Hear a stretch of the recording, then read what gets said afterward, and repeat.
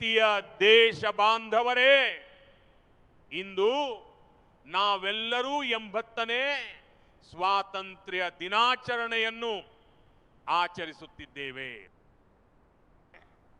ಇಂದು ಪ್ರತಿಯೊಬ್ಬರ ಹೃದಯದ ಬಡಿತವು ಒಂದೇ ಮಾತರಂ ಎಂಬ ನಾದದೊಂದಿಗೆ ಅನುರಣಿಸುತ್ತಿದೆ.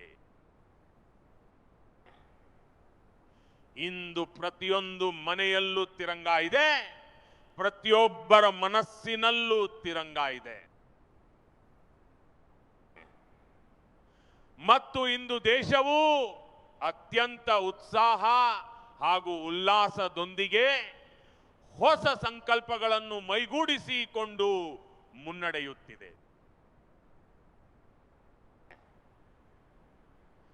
ಎಲ್ಲರಿಗೂ ಸ್ವಾತಂತ್ರ್ಯ ದಿನಾಚರಣೆಯ ಹಾರ್ದಿಕ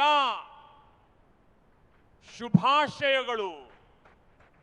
ಇಂದು ನಮ್ಮ ರಾಷ್ಟ್ರ ದೇಶದ ಸ್ವಾತಂತ್ರ್ಯಕ್ಕಾಗಿ ತ್ಯಾಗ ಮತ್ತು ಬಲಿದಾನದ ಪರಾಕಾಷ್ಠೆಯನ್ನು ಮೆರೆದ ಆ ಮಹಾನ್ ಪುತ್ರರನ್ನು ಇಂದು ದೇಶವು ಭಕ್ತಿಯಿಂದ ಸ್ಮರಿಸುತ್ತಿದೆ.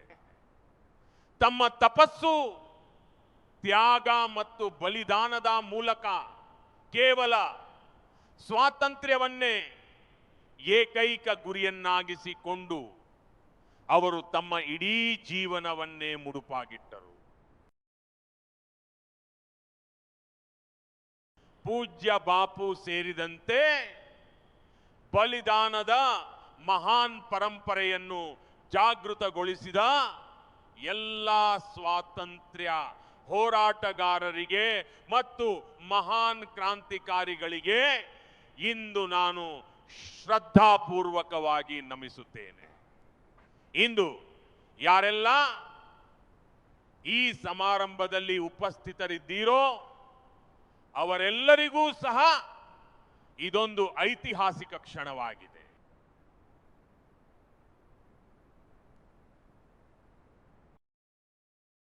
ಸ್ವಾತಂತ್ರ್ಯಾನಂತರ ಆಗಸ್ಟ್ 15ರಂದು ಕೆಂಪುಕೋಟೆಯ ಮೇಲೆ ಮೊದಲ ಬಾರಿಗೆ ಒಂದೇ ಮಾತರಂ ಗೀತೆ ಮೊಳಗುತ್ತಿದೆ.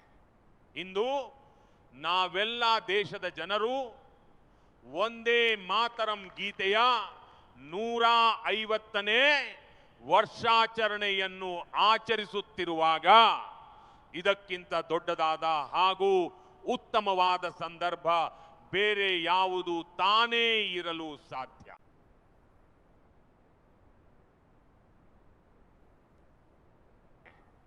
ನನ್ನ ಪ್ರೀತಿಯ ದೇಶ ಬಾಂಧವರೇ, ಕಳೆದ ಕೆಲವು ದಿನಗಳಿಂದ ದೇಶದ ಕೆಲವು ಭಾಗಗಳಲ್ಲಿ ಪ್ರವಾಹದ ಭೀಕರತೆ ಕಂಡುಬಂದಿದೆ, ಭೂಕುಸಿತದ ಆತಂಕ ಎದುರಾಗಿದೆ ಮತ್ತು ಇದರಿಂದ ಅನೇಕ ಕುಟುಂಬಗಳು ಸಂಕಷ್ಟಕ್ಕೀಡಾಗಿವೆ. ಅವರ ನೋವು ಮತ್ತು ಸಂಕಟವನ್ನು ನಾವು ಸಂಪೂರ್ಣವಾಗಿ ಅನುಭವಿಸುತ್ತಿದ್ದೇವೆ. ಸಂತ್ರಸ್ತ ಕುಟುಂಬಗಳಿಗೆ ನಾನು ವಿಶ್ವಾಸ ನೀಡಬಯಸುತ್ತೇನೆ, ಏನೆಂದರೆ ಇಡೀ ದೇಶವೇ ಇಂದು ನಿಮ್ಮ ಜೊತೆಗೆ ಗಟ್ಟಿಯಾಗಿ ನಿಂತಿದೆ.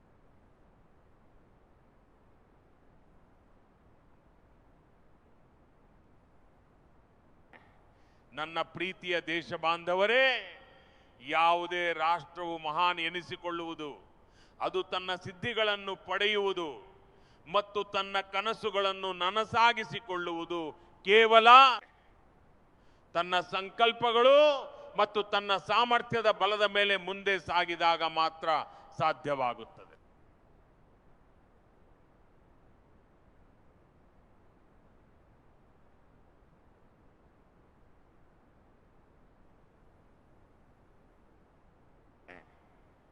ನನ್ನ ದೇಶವಾಸಿಗಳೇ, ಇನ್ನು ಮುಂದೆ ಕೇವಲ ಸಣ್ಣ ಕನಸುಗಳನ್ನು ಕಾಣುತ್ತಾ ಕುಳಿತರೆ ಖಂಡಿತ ನಡೆಯುವುದಿಲ್ಲ. ನಾವು ದೊಡ್ಡ ಕನಸುಗಳನ್ನೇ ಕಾಣಬೇಕಿದೆ. ಏಕೆಂದರೆ ದೊಡ್ಡ ಕನಸುಗಳು ನಮ್ಮ ಆಲೋಚನೆಗಳನ್ನು ವಿಸ್ತರಿಸುತ್ತವೆ. ಅವು ನಮ್ಮ ಆಲೋಚನೆಯ ಕ್ಷಿತಿಜವನ್ನು ವಿಶಾಲವಾಗಿಸುತ್ತವೆ. ನಮ್ಮ ಸಂಕಲ್ಪಗಳು ದೃಢವಾಗಿರಬೇಕು. ಸಂಕಲ್ಪವು ದೃಢವಾಗಿದ್ದಾಗ ಎಂತಹ ಕಷ್ಟ ಕಾರ್ಪಣ್ಯಗಳು ಮತ್ತು ವಿಪತ್ತುಗಳ ನಡುವೆಯೂ ದಾರಿಗಳನ್ನು ಕಂಡುಕೊಳ್ಳುವ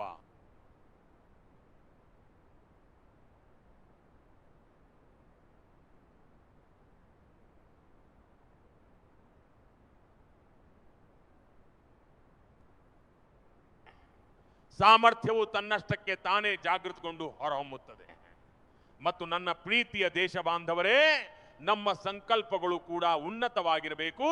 ಏಕೆಂದರೆ ಕನಸುಗಳು ದೊಡ್ಡದಾಗಿದ್ದಾಗ ಮತ್ತು ಸಂಕಲ್ಪಗಳು ಉನ್ನತವಾಗಿದ್ದಾಗ ಮಾತ್ರ ನಮ್ಮ ಸಾಮರ್ಥ್ಯದ ಎತ್ತರವೂ ಹೆಚ್ಚಾಗುತ್ತದೆ, ನಮ್ಮ ಪ್ರಯತ್ನಗಳ ವ್ಯಾಪ್ತಿಯು ವಿಸ್ತಾರಗೊಳ್ಳುತ್ತದೆ. ಆಗ ಮಾತ್ರ ನಾವು ಕಂಡ ಕನಸುಗಳನ್ನು ನನಸಾಗಿಸಲು ಸಾಧ್ಯವಾಗುತ್ತದೆ. ನನ್ನ ಪ್ರೀತಿಯ ದೇಶ ಬಾಂಧವರೇ, ಇಂದು ಭಾರತವು ಕೂಡ ಅಂತಹದ್ದೇ ಒಂದು ಬೃಹತ್ ಕನಸನ್ನು ಕಂಡಿದೆ. ದೃಢವಾದ ಸಂಕಲ್ಪದೊಂದಿಗೆ ಈ ಕನಸನ್ನು ಕಂಡಿದೆ. ಹೊಸ ಎತ್ತರಗಳನ್ನು ಮುಟ್ಟಲು ಈ ಕನಸನ್ನು ಕಂಡಿದೆ. ಮತ್ತು ಆ ಕನಸು ಏನೆಂದರೆ, ಸ್ವಾತಂತ್ರ್ಯದ 100 ವರ್ಷಗಳ ಸಂಭ್ರಮದ ಸಂದರ್ಭದಲ್ಲಿ 2047ರಲ್ಲಿ ನಾವು ಭಾರತವನ್ನು ಒಂದು ವಿಕಸಿತ ರಾಷ್ಟ್ರವನ್ನಾಗಿ ರೂಪಿಸುತ್ತೇವೆ. 140 ಕೋಟಿ ದೇಶವಾಸಿಗಳ ಕಠಿಣ ಪರಿಶ್ರಮ ಮತ್ತು ಪ್ರಯತ್ನದೊಂದಿಗೆ ನಾವು ಈ ಗುರಿಯನ್ನು ಸಾಧಿಸಬೇಕಿದೆ. ವಿಶ್ವದ ಅತಿ ದೊಡ್ಡ ಜನಸಂಖ್ಯೆಯನ್ನು ಹೊಂದಿರುವ ದೇಶವೊಂದು ಅಭಿವೃದ್ಧಿ ಹೊಂದಿದ ರಾಷ್ಟ್ರವಾಗುವ ಸಂಕಲ್ಪ ಮಾಡಿದಾಗ ಅದು ಇಡೀ ಜಗತ್ತಿನ ದೃಷ್ಟಿಯಲ್ಲಿಯೂ ನಮ್ಮ ಅಪ್ರತಿಮ ಸಾಹಸದ ಸಂಕೇತವಾಗಿ ಹೊರಹೊಮ್ಮುತ್ತದೆ. ಆಗ ಜಗತ್ತು ನಮ್ಮನ್ನು ನೋಡುವ ದೃಷ್ಟಿಕೋನವನ್ನೇ ಬದಲಿಸಿಕೊಳ್ಳಲು ಅನಿವಾರ್ಯವಾಗುತ್ತದೆ. ನನ್ನ ಪ್ರೀತಿಯ ದೇಶ ಬಾಂಧವರೇ, ಮತ್ತು ನಾನು ಈ ಮಾತನ್ನು ಸುಮ್ಮನೆ ಹೇಳುತ್ತಿಲ್ಲ.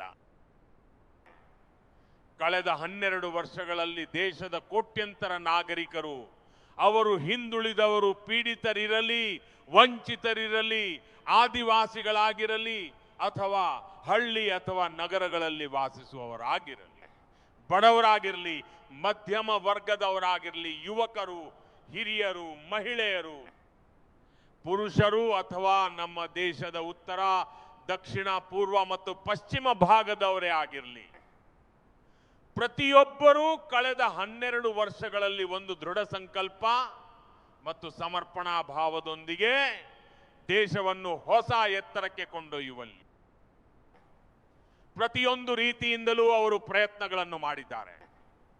ನಾನು ಅವರ ಈ ಪ್ರಯತ್ನಗಳನ್ನು ಅತ್ಯಂತ ಗೌರವಪೂರ್ವಕವಾಗಿ ಸ್ವೀಕರಿಸುತ್ತೇನೆ. ಮತ್ತು ಅದರ ಫಲವಾಗಿಯೇ ಇಷ್ಟು ಅಲ್ಪ ಅವಧಿಯಲ್ಲಿ 25 ಕೋಟಿ ದೇಶವಾಸಿಗಳು ಬಡತನವನ್ನು ಮೆಟ್ಟಿ ನಿಂತು ಬಡತನದಿಂದ ಹೊರಬಂದಿದ್ದಾರೆ. ಇದೇ ದೇಶವಾಸಿಗಳ ಪ್ರಯತ್ನದ ಫಲವಾಗಿಯೇ ಹಿಂದೆ ನಾವು ಫ್ರೆಜೈಲ್ 5 ಪಟ್ಟಿಯಲ್ಲಿ ಸೇರಿಸಲ್ಪಡುತ್ತಿದ್ದೆವು. ಆದರೆ ಕೇವಲ 12 ವರ್ಷಗಳ ಒಳಗಾಗಿಯೇ ಈ ಬದಲಾವಣೆ ಸಾಧ್ಯವಾಗಿದೆ. ನಾವಿಂದು ವಿಶ್ವದ ಪ್ರಮುಖ ಆರ್ಥಿಕತೆಗಳ ಪೈಕಿ ಅತ್ಯಂತ ವೇಗವಾಗಿ ಬೆಳೆಯುತ್ತಿರುವ ಆರ್ಥಿಕತೆಯಾಗಿ ಹೊರಹೊಮ್ಮಿದ್ದೇವೆ. ನನ್ನ ಪ್ರೀತಿಯ ಸಹೋದ್ಯೋಗಿಗಳೇ, ನಮ್ಮ ದೇಶಕ್ಕೆ ಸ್ವಾತಂತ್ರ್ಯ ಸಿಕ್ಕಿದೆ. ಅಸಂಖ್ಯ ಕನಸುಗಳನ್ನು ಹೊತ್ತು ನಾವು ಸ್ವತಂತ್ರರಾದೆವು. ಆದರೆ ದುರದೃಷ್ಟವಶಾತ್ ನಾವು ನಿರೀಕ್ಷಿತ ವೇಗವನ್ನು ಪಡೆದುಕೊಳ್ಳಲು ಸಾಧ್ಯವಾಗಲಿಲ್ಲ. ಎಲ್ಲೋ ಒಂದು ಕಡೆ ಮಂದಗತಿಯ ಆಮೆ ನಡಿಗೆಗೆ ಒಗ್ಗಿಕೊಂಡು ಏನೋ ನಡೆಯುತ್ತಿದೆ, ಮುಂದೆ ನೋಡೋಣ ಎನ್ನುವ ಉದಾಸೀನದ ಮನೋಭಾವದಲ್ಲೇ ನಾವು ಕಳೆದು ಹೋಗಿದ್ದೆವು. 2014ರ ವೇಳೆಗೆ ಇಡೀ ಜಗತ್ತು ನಮ್ಮನ್ನು ಫ್ರೆಜೈಲ್ 5 ಪಟ್ಟಿಗೆ ಸೇರಿಸಿ ಕೈಬಿಟ್ಟಿತ್ತು. ಅಂತಹ ಸಂದರ್ಭದಲ್ಲಿ ಕಳೆದ 12 ವರ್ಷಗಳಲ್ಲಿ ಭಾರತವು ಒಂದು ಹೊಸ ವೇಗವನ್ನು ಪಡೆದುಕೊಂಡಿದೆ. ನಾವಿಂದು ಅತ್ಯಂತ ವೇಗವಾಗಿ ಮುನ್ನುಗ್ಗುತ್ತಿದ್ದೇವೆ ಮತ್ತು ಇದು ದೇಶವಾಸಿಗಳ ದೃಢ ಸಂಕಲ್ಪವಾಗಿದೆ. ನಿಮ್ಮ ಹಾಗೂ 140 ಕೋಟಿ ದೇಶವಾಸಿಗಳ ಈ ಸಂಕಲ್ಪದ ಶಕ್ತಿಯನ್ನು ತಡೆಯುವುದು ಅಸಾಧ್ಯವಾಗಿದೆ.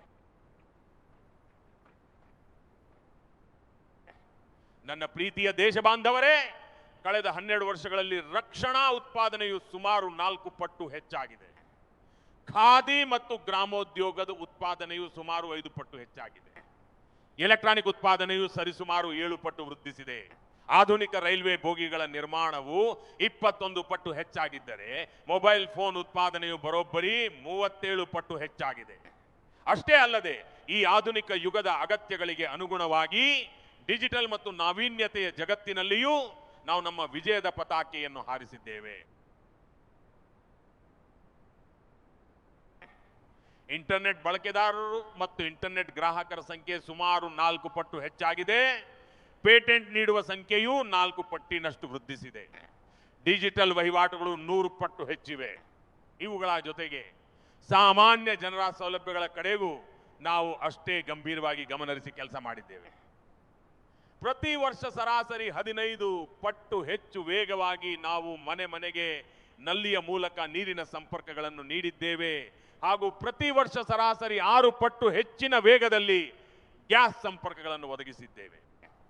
ನಾವು ಪ್ರತಿ ವರ್ಷ 4 ಪಟ್ಟು ವೇಗದಲ್ಲಿ ಬಡವರಿಗಾಗಿ ಶೌಚಾಲಯಗಳನ್ನು ನಿರ್ಮಿಸುವ ಕೆಲಸ ಮಾಡಿದ್ದೇವೆ. ಪ್ರತಿ ವರ್ಷ 3 ಪಟ್ಟು ಹೆಚ್ಚಿನ ವೇಗದಲ್ಲಿ ಬಡವರಿಗೆ ಮನೆಗಳನ್ನು ಒದಗಿಸುವ ಕೆಲಸ ಮಾಡಿದ್ದೇವೆ. ದೇಶವು ಆಡಳಿತ ವ್ಯವಸ್ಥೆಯಲ್ಲೂ ಸಹ ಬಹಳಷ್ಟು ಬದಲಾವಣೆಗಳನ್ನು ತಂದಿದೆ. ಸಾವಿರಾರು ಸಂಖ್ಯೆಯ ಅನಗತ್ಯ ನಿಯಮಗಳನ್ನು ಅಂದರೆ ಕಂಪ್ಲೇಂಟ್ಸ್ಗಳನ್ನು ರದ್ದುಗೊಳಿಸಿದ್ದೇವೆ. 100 ವರ್ಷಗಳಷ್ಟು ಹಳೆಯದಾದ ಕಾನೂನುಗಳನ್ನು ಕಿತ್ತೆಸೆದಿದ್ದೇವೆ. ಏಕೆಂದರೆ ಕಳೆದ ಶತಮಾನದ ಕಾನೂನುಗಳ ಮೂಲಕ 21ನೇ ಶತಮಾನದ ಮುನ್ನಡೆಯನ್ನು ಸಾಧಿಸಲು ಸಾಧ್ಯವಿಲ್ಲ. ನಾವು ಆಧುನಿಕ ಮೂಲ ಸೌಕರ್ಯಕ್ಕಾಗಿ ಮೆಟ್ರೋ ಜಾಲವನ್ನು ವಿಸ್ತರಿಸಿದ್ದೇವೆ. ಸಾರ್ವಜನಿಕ ಸಾರಿಗೆ ವ್ಯವಸ್ಥೆಗೆ ಹೆಚ್ಚಿನ ಶಕ್ತಿಯನ್ನು ತುಂಬಿದ್ದೇವೆ.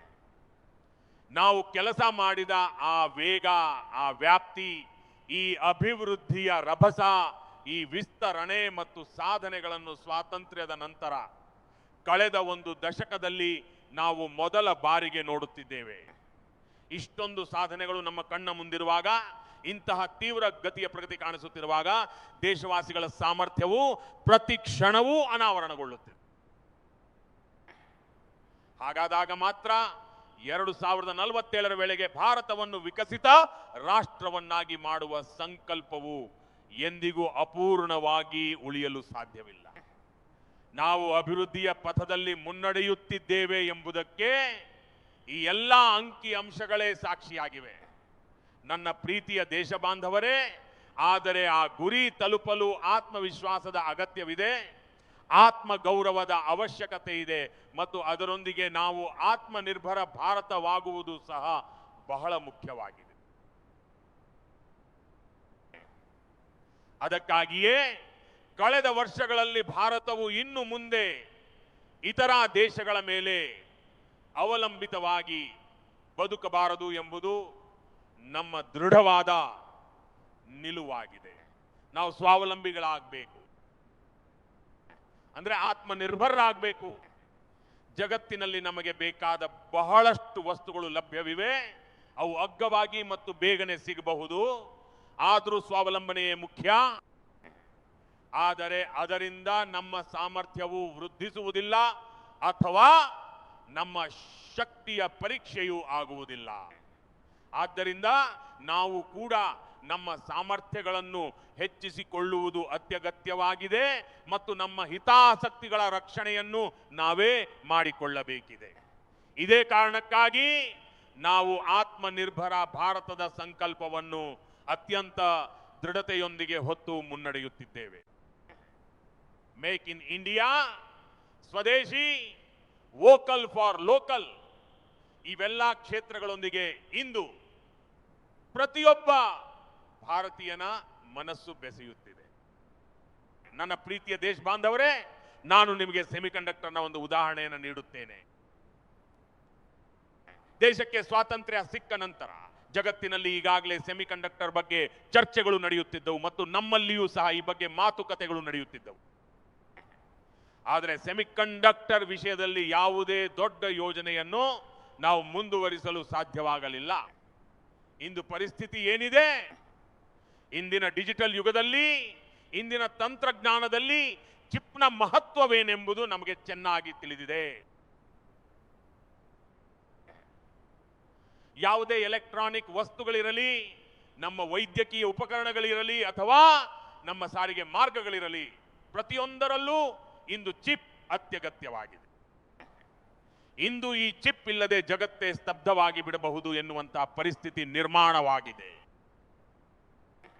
ಅದಕ್ಕಾಗಿಯೇ ಭಾರತವು ಆತ್ಮನಿರ್ಭರವಾಗುವ ದಿಕ್ಕಿನಲ್ಲಿ ತನ್ನದೇ ಆದ ಸೆಮಿಕಂಡಕ್ಟರ್ ಪ್ಲಾಂಟ್, ಬೃಹತ್ ಸೆಮಿಕಂಡಕ್ಟರ್ ಪ್ಲಾಂಟ್, ಹೀಗೆ ಒಟ್ಟು 3 ಸೆಮಿಕಂಡಕ್ಟರ್ ಘಟಕಗಳನ್ನು ಈಗಾಗಲೇ ಪ್ರಾರಂಭಿಸಿದೆ ಮತ್ತು ಅಲ್ಲಿ ನಡೆಯುತ್ತಿರುವ ಉತ್ಪಾದನೆಯು ಈಗ ರಫ್ತಾಗಲು ಸಹ ಪ್ರಾರಂಭವಾಗಿದೆ ಎಂದು ನನಗೆ ತಿಳಿಸಲಾಗಿದೆ. ನಾನು ದೇಶವಾಸಿಗಳಿಗೆ ಹೇಳ ಬಯಸುತ್ತೇನೆಂದರೆ, ಮುಂಬರುವ 7-8 ವರ್ಷಗಳಲ್ಲಿ ಇನ್ನೂ 5-6 ಅಥವಾ 8 ಸೆಮಿಕಂಡಕ್ಟರ್ ಘಟಕಗಳು ಅತ್ಯಂತ ಶೀಘ್ರದಲ್ಲೇ ಪ್ರಾರಂಭವಾಗಲಿವೆ. ಈ ಆತ್ಮನಿರ್ಭರ ಭಾರತವು ನಮಗೆ ವಿಕಸಿತ ಭಾರತದತ್ತ ಸಾಗಲು ಒಂದು ಸುಭದ್ರವಾದ ಹೆದ್ದಾರಿಯನ್ನು ನಿರ್ಮಿಸಿಕೊಡುತ್ತದೆ. ನನ್ನ ಪ್ರೀತಿಯ ದೇಶ ಬಾಂಧವರೇ, ಇತ್ತೀಚೆಗೆ ನಿರ್ಣಾಯಕ ಖನಿಜಗಳ ಬಗ್ಗೆ ಒಂದು ಮಹತ್ವದ ಚರ್ಚೆ ನಡೆಯುತ್ತಿದೆ. ಇಂದು ಜಗತ್ತಿನ ಇಡೀ ತಂತ್ರಜ್ಞಾನವೇ ಈ ನಿರ್ಣಾಯಕ ಖನಿಜಗಳ ಮೇಲೆ ಅವಲಂಬಿತವಾಗಿದೆ. ಭಾರತವು ಈ ಕ್ಷೇತ್ರದಲ್ಲಿಯೂ ತನ್ನ ಹಿತಾಸಕ್ತಿಗಳನ್ನು ಸುರಕ್ಷಿತವಾಗಿರಿಸಲು ಈಗ ಸಂಪೂರ್ಣವಾಗಿ ತೊಡಗಿಸಿಕೊಂಡಿದೆ. ಈ ನಿರ್ಣಾಯಕ ಖನಿಜಗಳ ಗುರಿಯನ್ನು ನಾವೆಲ್ಲರೂ ಒಟ್ಟಾಗಿ ಹಂಚಿಕೊಳ್ಳೋಣ. ನಾವು ನ್ಯಾಷನಲ್ ಕ್ರಿಟಿಕಲ್ ಮಿನರಲ್ ಮಿಷನ್ ಅನ್ನು ಪ್ರಾರಂಭಿಸಿದ್ದೇವೆ ಮತ್ತು ವಿದೇಶಗಳಲ್ಲಿ ಕ್ರಿಟಿಕಲ್ ಮಿನರಲ್ ಕಾರಿಡಾರ್ ಅನ್ನು ಸಹ ಘೋಷಿಸಿದ್ದೇವೆ. ಇದರ ಅಡಿಯಲ್ಲಿ ಇಂದು ಅನೇಕ ದೇಶಗಳೊಂದಿಗೆ ಒಪ್ಪಂದಗಳು ನಡೆಯುತ್ತಿವೆ. ಜಗತ್ತಿನ ಹಲವಾರು ದೇಶಗಳು ಇಂದು ಈ ಕ್ರಿಟಿಕಲ್ ಮಿನರಲ್ ವಿಷಯದಲ್ಲಿ ಭಾರತದ ಮೇಲೆ ನಂಬಿಕೆ ಇಡಲು ಪ್ರಾರಂಭಿಸಿವೆ. ನನ್ನ ಪ್ರೀತಿಯ ದೇಶ ಬಾಂಧವರೇ, ಈ ಸೆಮಿಕಂಡಕ್ಟರ್ ವಿಷಯವಿರಲಿ ಅಥವಾ ಕ್ರಿಟಿಕಲ್ ಮಿನರಲ್ ವಿಷಯವಿರಲಿ, ಇಂದು ನಾವು ಮತ್ತು ಇಡೀ ಜಗತ್ತು ಯಾವ ತಂತ್ರಜ್ಞಾನದ ದಿಕ್ಕಿನಲ್ಲಿ ಸಾಗುತ್ತಿದ್ದೇವೆಯೋ ಅದರಲ್ಲಿ ಇವು ಅತ್ಯಂತ ಮಹತ್ವದ ಪಾತ್ರವನ್ನು ವಹಿಸುತ್ತಿವೆ.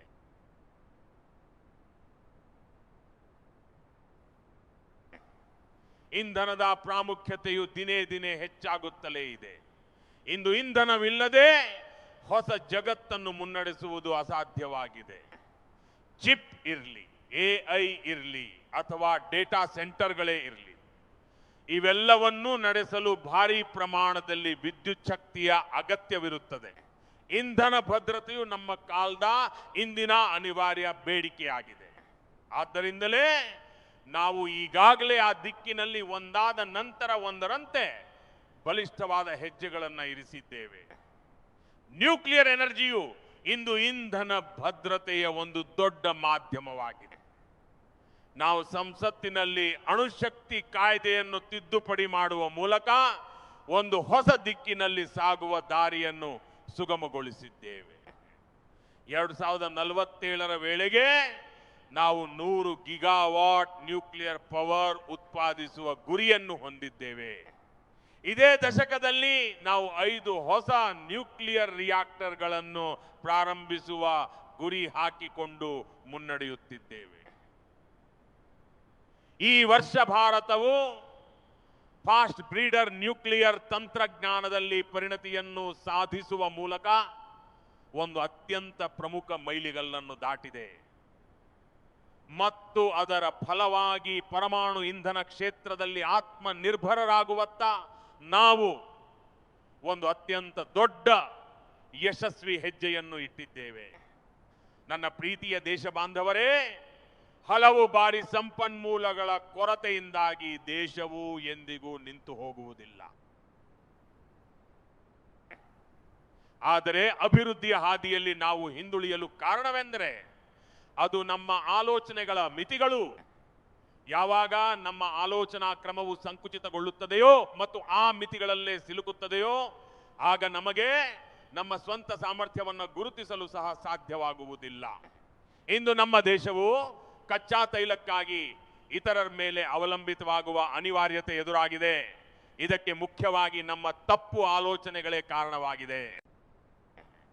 ನೀವು ಕೇಳಿದರೆ ನಿಜಕ್ಕೂ ಆಶ್ಚರ್ಯ ಪಡುತ್ತೀರಿ. ಏಕೆಂದರೆ ಇಂತಹ ಸಂಕುಚಿತ ಆಲೋಚನಾ ಕ್ರಮದಿಂದಾಗಿ ನಮ್ಮ ಒಟ್ಟು ಸಮುದ್ರ ತೀರದ ಸುಮಾರು 99% ಭಾಗವನ್ನು ನೋ-ಗೋ ಏರಿಯಾ ಎಂದು ಘೋಷಿಸಲಾಗಿತ್ತು. ನಾವೇ ನಮ್ಮ ಸಮುದ್ರದ ಆಳಕ್ಕೆ ಇಳಿದು ಅಲ್ಲಿ ಅನ್ವೇಷಣೆಯನ್ನು ನಡೆಸಬಾರದು ಎಂಬ ನಿರ್ಧಾರವನ್ನು ಕೈಗೊಂಡಿದ್ದೆವು. ಇದು ನಮ್ಮ ಆಲೋಚನೆಯಲ್ಲಿದ್ದ ಬಡತನವಾಗಿತ್ತು. ಆದರೆ ಇನ್ನು ಮುಂದೆ ಇದು ನಡೆಯುವುದಿಲ್ಲ ಎಂದು ನಾವು ಈಗ ದೃಢವಾಗಿ ನಿರ್ಧರಿಸಿದ್ದೇವೆ. ಹಿಂದೆ 99% ಯಾವ ಭಾಗಗಳು ನೋ-ಗೋ ಏರಿಯಾ ಆಗಿದ್ದವೋ ನಾವು ಅವುಗಳನ್ನು ಗೋ ಅಹೆಡ್ ಏರಿಯಾಗಳಾಗಿ ಮುಕ್ತಗೊಳಿಸಿದ್ದೇವೆ. ಈಗ ನಾವು ಸಮುದ್ರದ ಆಳದಲ್ಲಿಯೂ ಸಹ ಎಕ್ಸ್ಪ್ಲೋರೇಷನ್ ಮಾಡಲು ಹೊಸ ಹೊಸ ನೈಸರ್ಗಿಕ ನಿಕ್ಷೇಪಗಳನ್ನು ಹುಡುಕುವ ದಿಕ್ಕಿನಲ್ಲಿ ಮುನ್ನಡೆಯುತ್ತಿದ್ದೇವೆ.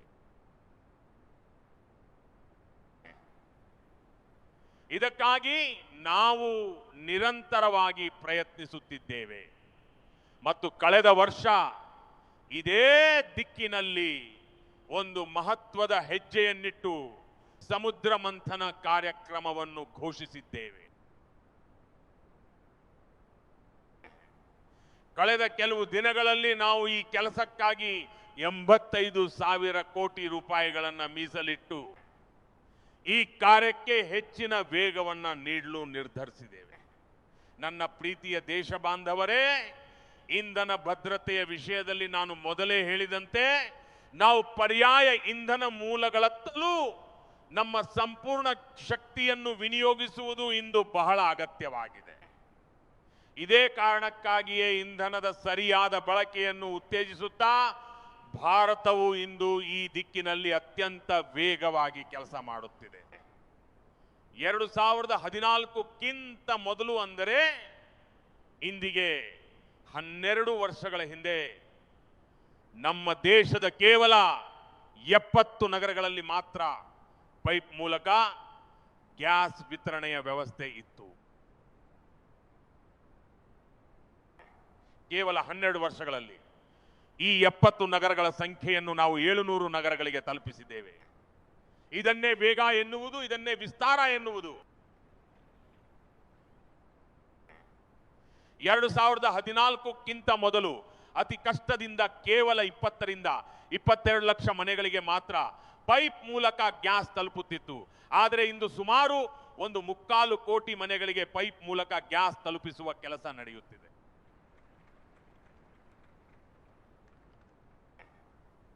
12 ವರ್ಷಗಳ ಹಿಂದೆ ನಮ್ಮ ದೇಶದಲ್ಲಿ ಸೋಲಾರ್ ಎನರ್ಜಿ ಸಾಮರ್ಥ್ಯವು ಕೇವಲ 2 ಗಿಗಾವ್ಯಾಟ್ ಮಾತ್ರ ಇತ್ತು. ಕೇವಲ 2 ಗಿಗಾವ್ಯಾಟ್.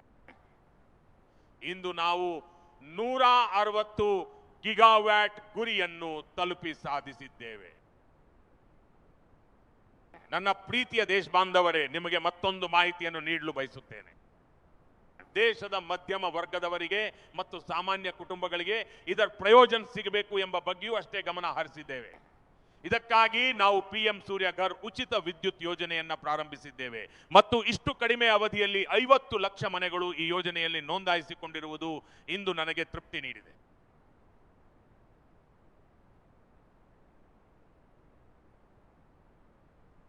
ಸೌರಶಕ್ತಿಯ ಕ್ಷೇತ್ರದಲ್ಲಿ ನಾವು ಈಗಾಗಲೇ ನಿಗದಿತ ಗುರಿಯನ್ನು ದಾಟಿದ್ದೇವೆ. ಈ ಕೆಲಸವು ಅತ್ಯಂತ ವೇಗವಾಗಿ ಸಾಗುತ್ತಿದೆ. ಇದರ ಪರಿಣಾಮವಾಗಿ ಸಾವಿರಾರು ಮನೆಗಳ ವಿದ್ಯುತ್ ಬಿಲ್ ಶೂನ್ಯಕ್ಕೆ ಇಳಿದಿದೆ. ಸಾವಿರಾರು ಕುಟುಂಬಗಳು ಇಂದು ತಮ್ಮ ಮನೆಗೆ ಬೇಕಾದ ವಿದ್ಯುತ್ ಬಳಸುವುದರ ಜೊತೆಗೆ ಹೆಚ್ಚುವರಿ ವಿದ್ಯುತ್ ಅನ್ನು ಮಾರಾಟ ಮಾಡಿ ಹಣವನ್ನು ಸಹ ಗಳಿಸುತ್ತಿವೆ. ಪ್ರತಿಯೊಂದು ಕುಟುಂಬಕ್ಕೂ ಈ ಕಾರ್ಯಕ್ಕಾಗಿ ನಮ್ಮ ಸರ್ಕಾರವು 80,000 ರೂಪಾಯಿಗಳ ಸಹಾಯಧನವನ್ನು ನೀಡುತ್ತಿದೆ. ಈ ಮೂಲಕ ನಾವು ಈ ಮಹತ್ ಕಾರ್ಯವನ್ನು ಯಶಸ್ವಿಯಾಗಿ ಪೂರ್ಣಗೊಳಿಸುತ್ತಿದ್ದೇವೆ. ನನ್ನ ಪ್ರೀತಿಯ ದೇಶ ಬಾಂಧವರೇ, ನಿಮಗೆ ಈ ವಿಷಯ ಕೇಳಿ ಆಶ್ಚರ್ಯವಾಗಬಹುದು. ನಮ್ಮ ದೇಶದ ರೈಲ್ವೆಯ ವಿದ್ಯುದೀಕರಣದ ಕೆಲಸವು ಮೊದಲ ಬಾರಿಗೆ 1925ರಲ್ಲೇ, ಅಂದರೆ ಬ್ರಿಟಿಷರ ಕಾಲದಲ್ಲೇ ಆರಂಭವಾಗಿತ್ತು.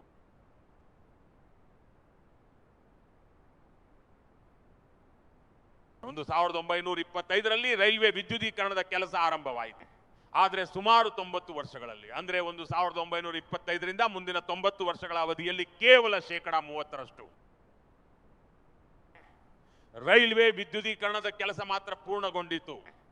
ಅಂದರೆ ಆ 90 ವರ್ಷಗಳಲ್ಲಿನ ನಮ್ಮ ವೇಗವನ್ನು ನೀವೇ ಗಮನಿಸಿ ಮತ್ತು ಗುರಿಯನ್ನು ತಲುಪಲು ನಾವು ನಡೆಸಿದ ಓಟವನ್ನು ನೋಡಿ. ಆದರೆ ನಾವು ಕೇವಲ ಈ ಒಂದು ದಶಕದ ಅವಧಿಯಲ್ಲಿಯೇ 100% ಕೆಲಸವನ್ನು ಪೂರ್ಣಗೊಳಿಸಿದ್ದೇವೆ. 90 ವರ್ಷಗಳಲ್ಲಿ 30% ಕೆಲಸವಾದರೆ ಕಳೆದ ಕೇವಲ 10 ವರ್ಷಗಳಲ್ಲಿ 70% ಕೆಲಸವಾಗಿದೆ. ಇದನ್ನೇ ನಿಜವಾದ ಕೆಲಸ ಎನ್ನುವುದು. ಮತ್ತು ಇದರ ಪರಿಣಾಮವಾಗಿ ನಾವು ಹೊರದೇಶಗಳಿಂದ ತರಿಸುತ್ತಿದ್ದ ಡೀಸೆಲ್ನಲ್ಲಿ ದೊಡ್ಡ ಮಟ್ಟದ ಉಳಿತಾಯವಾಯಿತು. ರೈಲುಗಳು ವಿದ್ಯುತ್ ಶಕ್ತಿಯಿಂದ ಸಂಚರಿಸಲಾರಂಭಿಸಿ ಪರಿಸರಕ್ಕೂ ಸಾಕಷ್ಟು ಪ್ರಯೋಜನವಾಗತೊಡಗಿತು. ನನ್ನ ಪ್ರೀತಿಯ ದೇಶ ಬಾಂಧವರೇ, ನಾವು ಇಲ್ಲಿಗೆ ನಿಂತಿಲ್ಲ. ನಮ್ಮ ಈ ಪ್ರಗತಿಯ ಪಯಣ ಮುಂದುವರಿಯುತ್ತಿದೆ. ಏಕೆಂದರೆ ನಾವು ಈ ಜಗತ್ತಿನಲ್ಲಿ ಯಾರಿಗಿಂತಲೂ ಹಿಂದೆ ಇರಲು ಬಯಸುವುದಿಲ್ಲ. ಕಳೆದ ಕೆಲವು ದಿನಗಳಲ್ಲಿ ನೀವು ಒಂದು ಸುದ್ದಿಯನ್ನ ಕೇಳಿರಬಹುದು. ಭಾರತವು ಇಂಧನ ವಲಯದಲ್ಲಿ ಒಂದು ಮೈಲಿಗಲ್ಲನ್ನು ಸ್ಥಾಪಿಸಿದೆ. ದೇಶ ಮೊದಲ ಬಾರಿಗೆ ಹೈಡ್ರೋಜನ್ನಿಂದ ಚಲಿಸುವ ರೈಲನ್ನು ಪ್ರಾರಂಭಿಸಿದೆ. ಮತ್ತು ನನಗೆ ಸಂತೋಷವಿದೆ ಎಂದರೆ ಇದು ಅತ್ಯಂತ ಉದ್ದವಾದ ರೈಲಾಗಿದೆ. ಅತ್ಯಂತ ಶಕ್ತಿಶಾಲಿ ರೈಲಾಗಿದೆ ಮತ್ತು ವಿಶ್ವದ ಹೈಡ್ರೋಜನ್ ರೈಲುಗಳ ಕ್ಷೇತ್ರದಲ್ಲಿ ಭಾರತವು ತನ್ನ ವಿಜಯದ ಧ್ವಜವನ್ನು ಹಾರಿಸಿದೆ. ನನ್ನ ಸಮಸ್ತ ದೇಶವಾಸಿಗಳೇ, ಕಳೆದ 10-12 ವರ್ಷಗಳಿಂದ ನಾವು ನಿರಂತರವಾಗಿ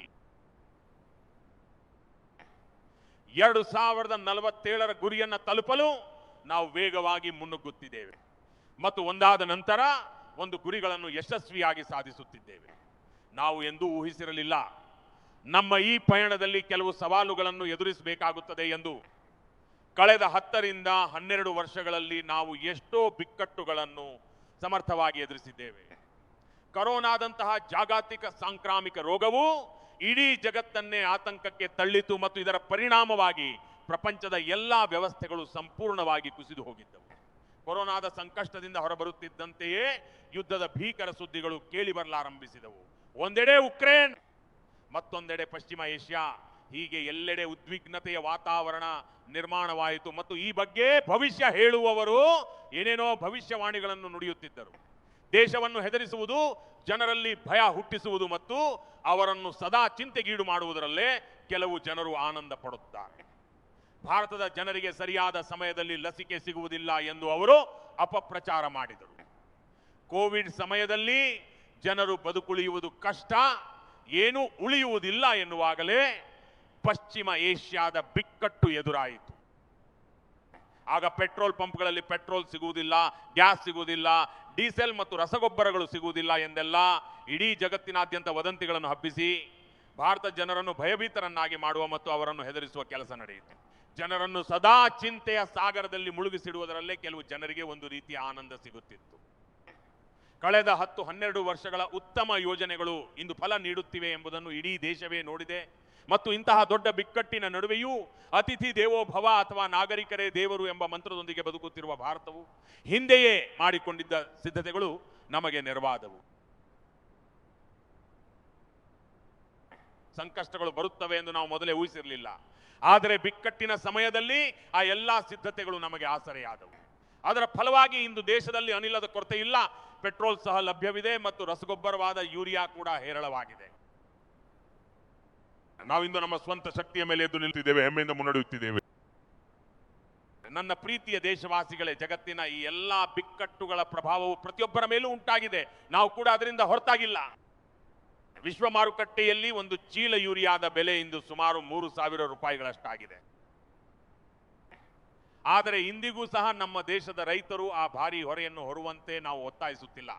ಬದಲಾಗಿ ಸರ್ಕಾರವೇ ಆ ಹೊರೆಯನ್ನು ತನ್ನ ಹೆಗಲ ಮೇಲೆ ಹೊತ್ತುಕೊಳ್ಳುತ್ತಿದೆ ಮತ್ತು ಪ್ರಪಂಚದಿಂದ ನಮಗೆ 3,000 ರೂಪಾಯಿಗೆ ಸಿಗುವ ಯೂರಿಯಾ ಚೀಲವನ್ನು ನಮ್ಮ ರೈತರಿಗೆ ಕೇವಲ 300 ರೂಪಾಯಿಗಳಿಗೆ ನೀಡಲು ನಾವು ಶಕ್ತರಾಗಿದ್ದೇವೆ. ಅಷ್ಟೇ ಅಲ್ಲದೆ ಇಂದು ವಿಶ್ವದ ಮಾರುಕಟ್ಟೆಯಲ್ಲಿ DAP ಬೆಲೆಯು 5,000 ರೂಪಾಯಿಗಳನ್ನು ತಲುಪಿದೆ. ಆದರೆ ನಮ್ಮ ದೇಶದ ರೈತರಿಗೆ ಯಾವುದೇ ತೊಂದರೆಯಾಗಬಾರದು ಎಂಬ ಕಾರಣಕ್ಕೆ ನಾವು ಇಂದಿಗೂ ಅವರಿಗೆ ಕೇವಲ 1,350 ರೂಪಾಯಿಗಳಿಗೆ DAPಯನ್ನು ಒದಗಿಸುವ ಕೆಲಸ ಮಾಡುತ್ತಿದ್ದೇವೆ. ನನ್ನ ಪ್ರೀತಿಯ ದೇಶವಾಸಿಗಳೇ, ಒಂದು ಕಾಲವಿತ್ತು ನಾನು ಆತ್ಮನಿರ್ಭರತೆಯ ಬಗ್ಗೆ ಮಾತನಾಡುತ್ತಿದ್ದಾಗ ಹವಾನಿಯಂತ್ರಿತ ಕೊಠಡಿಗಳಲ್ಲಿ ಕುಳಿತು ಯೋಚಿಸುವ ಕೆಲವು ಜನರು ಹಾಗಾದರೆ ಜಾಗತೀಕರಣದ ಗತಿ ಏನು ಎಂದು ನಮ್ಮನ್ನು ಪ್ರಶ್ನಿಸುತ್ತಿದ್ದರು.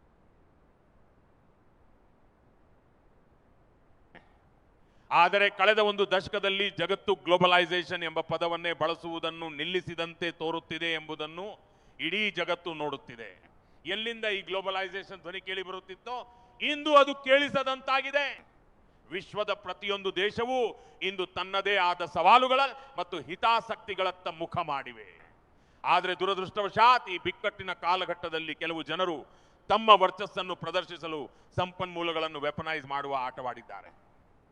ಜಗತ್ತು ಇಂದು ತನ್ನ ಬಳಿ ಇರುವ ಪ್ರತಿಯೊಂದನ್ನು ವೆಪನೈಸ್ ಮಾಡಲು ಮುಂದಾಗಿದೆ. ಸಂಪನ್ಮೂಲಗಳನ್ನು ವೆಪನೈಸ್ ಮಾಡುವುದು ಅಂದರೆ ಸಂಪನ್ಮೂಲಗಳ ಸಶಸ್ತ್ರೀಕರಣ ಮಾಡುವುದರಲ್ಲೇ ಇಂದು ಜಗತ್ತು ತೊಡಗಿಸಿಕೊಂಡಿದೆ. ಪೆಟ್ರೋಲ್, ಡೀಸೆಲ್, ರಸಗೊಬ್ಬರ, ಔಷಧಿಗಳು, ತಂತ್ರಜ್ಞಾನದ ಚಿಪ್ಗಳು ಅಷ್ಟೇ ಅಲ್ಲದೆ ಇಂದು ಭೂಭಾಗವನ್ನು ಕೂಡ ಶಸ್ತ್ರಾಸ್ತ್ರವನ್ನಾಗಿ ಬಳಸಲಾಗುತ್ತಿದೆ.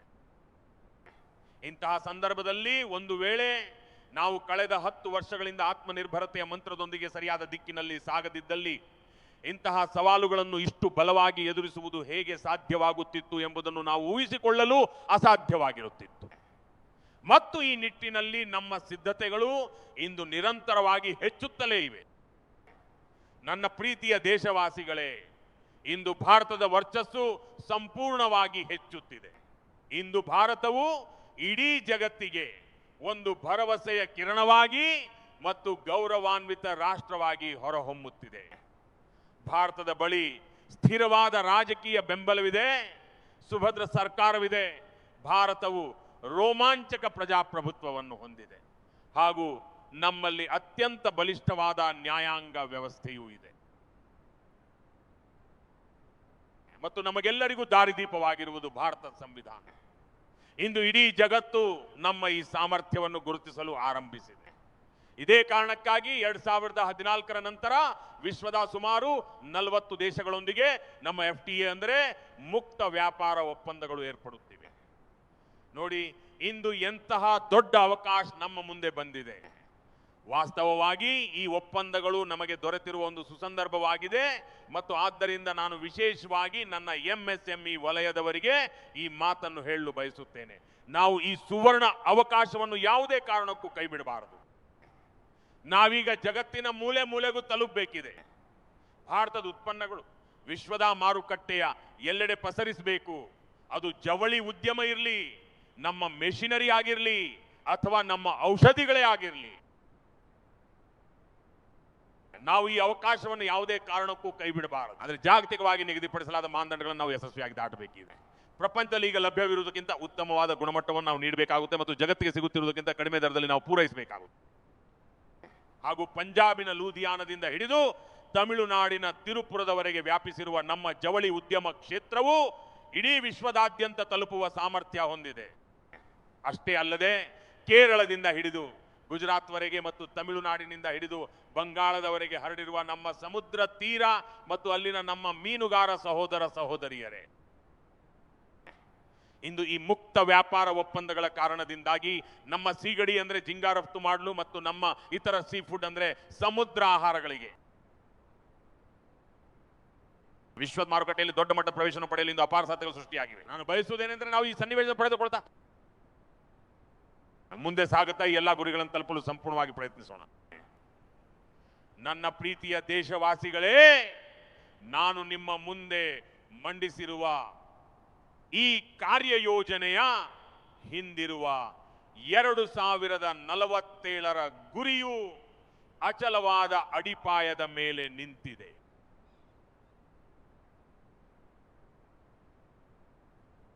ಎರಡು 2047ರ ಹೊತ್ತಿಗೆ ವಿಕಸಿತ ಭಾರತವನ್ನು ನಿರ್ಮಿಸುವ ಈ ಗುರಿಯು ಕಳೆದ 10 ರಿಂದ 12 ವರ್ಷಗಳಲ್ಲಿ ನಮ್ಮ ದೇಶವಾಸಿಗಳು ಪ್ರದರ್ಶಿಸಿದ ಅಸಾಧಾರಣ ಸಾಮರ್ಥ್ಯದ ಒಂದು ಭಾಗವಾಗಿದೆ. ಮತ್ತು ಆದ್ದರಿಂದ ನನ್ನ ಪ್ರೀತಿಯ ಸಹೋದರ ಸಹೋದರಿಯರೇ, ಈ ಶತಮಾನದ ಕಾಲು ಭಾಗ ಈಗಾಗಲೇ ಕಳೆದು ಹೋಗಿದೆ ಮತ್ತು ಮುಂದಿನ ಕಾಲು ಭಾಗವು ನಮಗೆ ಅತ್ಯಂತ ನಿರ್ಣಾಯಕವಾಗಿದೆ. ಈಗ ನಾವು ವಿರಮಿಸಲು ಸಾಧ್ಯವಿಲ್ಲ. ನಮ್ಮ ವೇಗಕ್ಕೆ ತಡೆ ಉಂಟಾಗಬಾರದು. ನಮ್ಮ ಗುರಿ ಮತ್ತು ಹಾದಿ ಈಗಾಗಲೇ ನಿರ್ಧಾರವಾಗಿದೆ. ನಾವು ಅದನ್ನು ತಲುಪಲೇಬೇಕಿದೆ. ಇದಕ್ಕಾಗಿ ನಾವು ನಮ್ಮ ಕೆಲಸದ ಸಂಸ್ಕೃತಿಯನ್ನ ಬದಲಿಸಿಕೊಳ್ಳಬೇಕು. ನಮ್ಮ ಕಾರ್ಯವೈಖರಿಯನ್ನು ಬದಲಿಸಿಕೊಳ್ಳುವುದರ ಜೊತೆಗೆ ನಮ್ಮ ಆಲೋಚನಾ ಕ್ರಮವನ್ನು ಬದಲಾಯಿಸಿಕೊಳ್ಳುವುದು ಅನಿವಾರ್ಯವಾಗಿದೆ.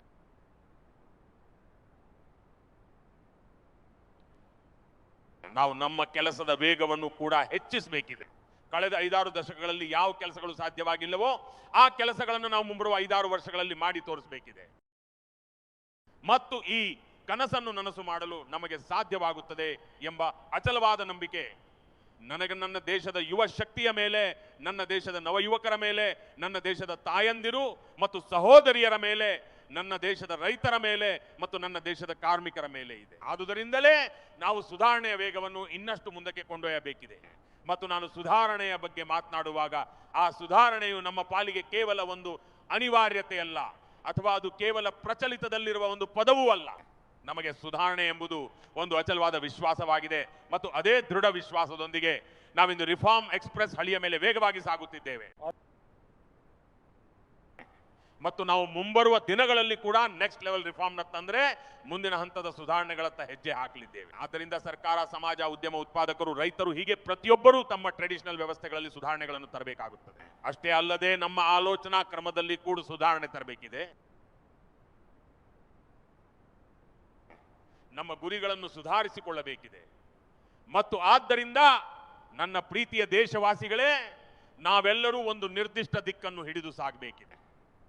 ಭಾರತದ ಸಾಮರ್ಥ್ಯವನ್ನು ಸಪ್ತ ಸಿಂಧುವಿನ ರೂಪದಲ್ಲಿ ನಾವು ಅರಿತಿದ್ದ, ನಾವು ಅರ್ಥೈಸಿಕೊಂಡಿದ್ದ ಮತ್ತು ನಾವು ಕೇಳಿದ್ದ ಆ ಯುಗವನ್ನು ನಾನಿಂದು ನೆನಪಿಸಿಕೊಳ್ಳಲು ಬಯಸುತ್ತೇನೆ.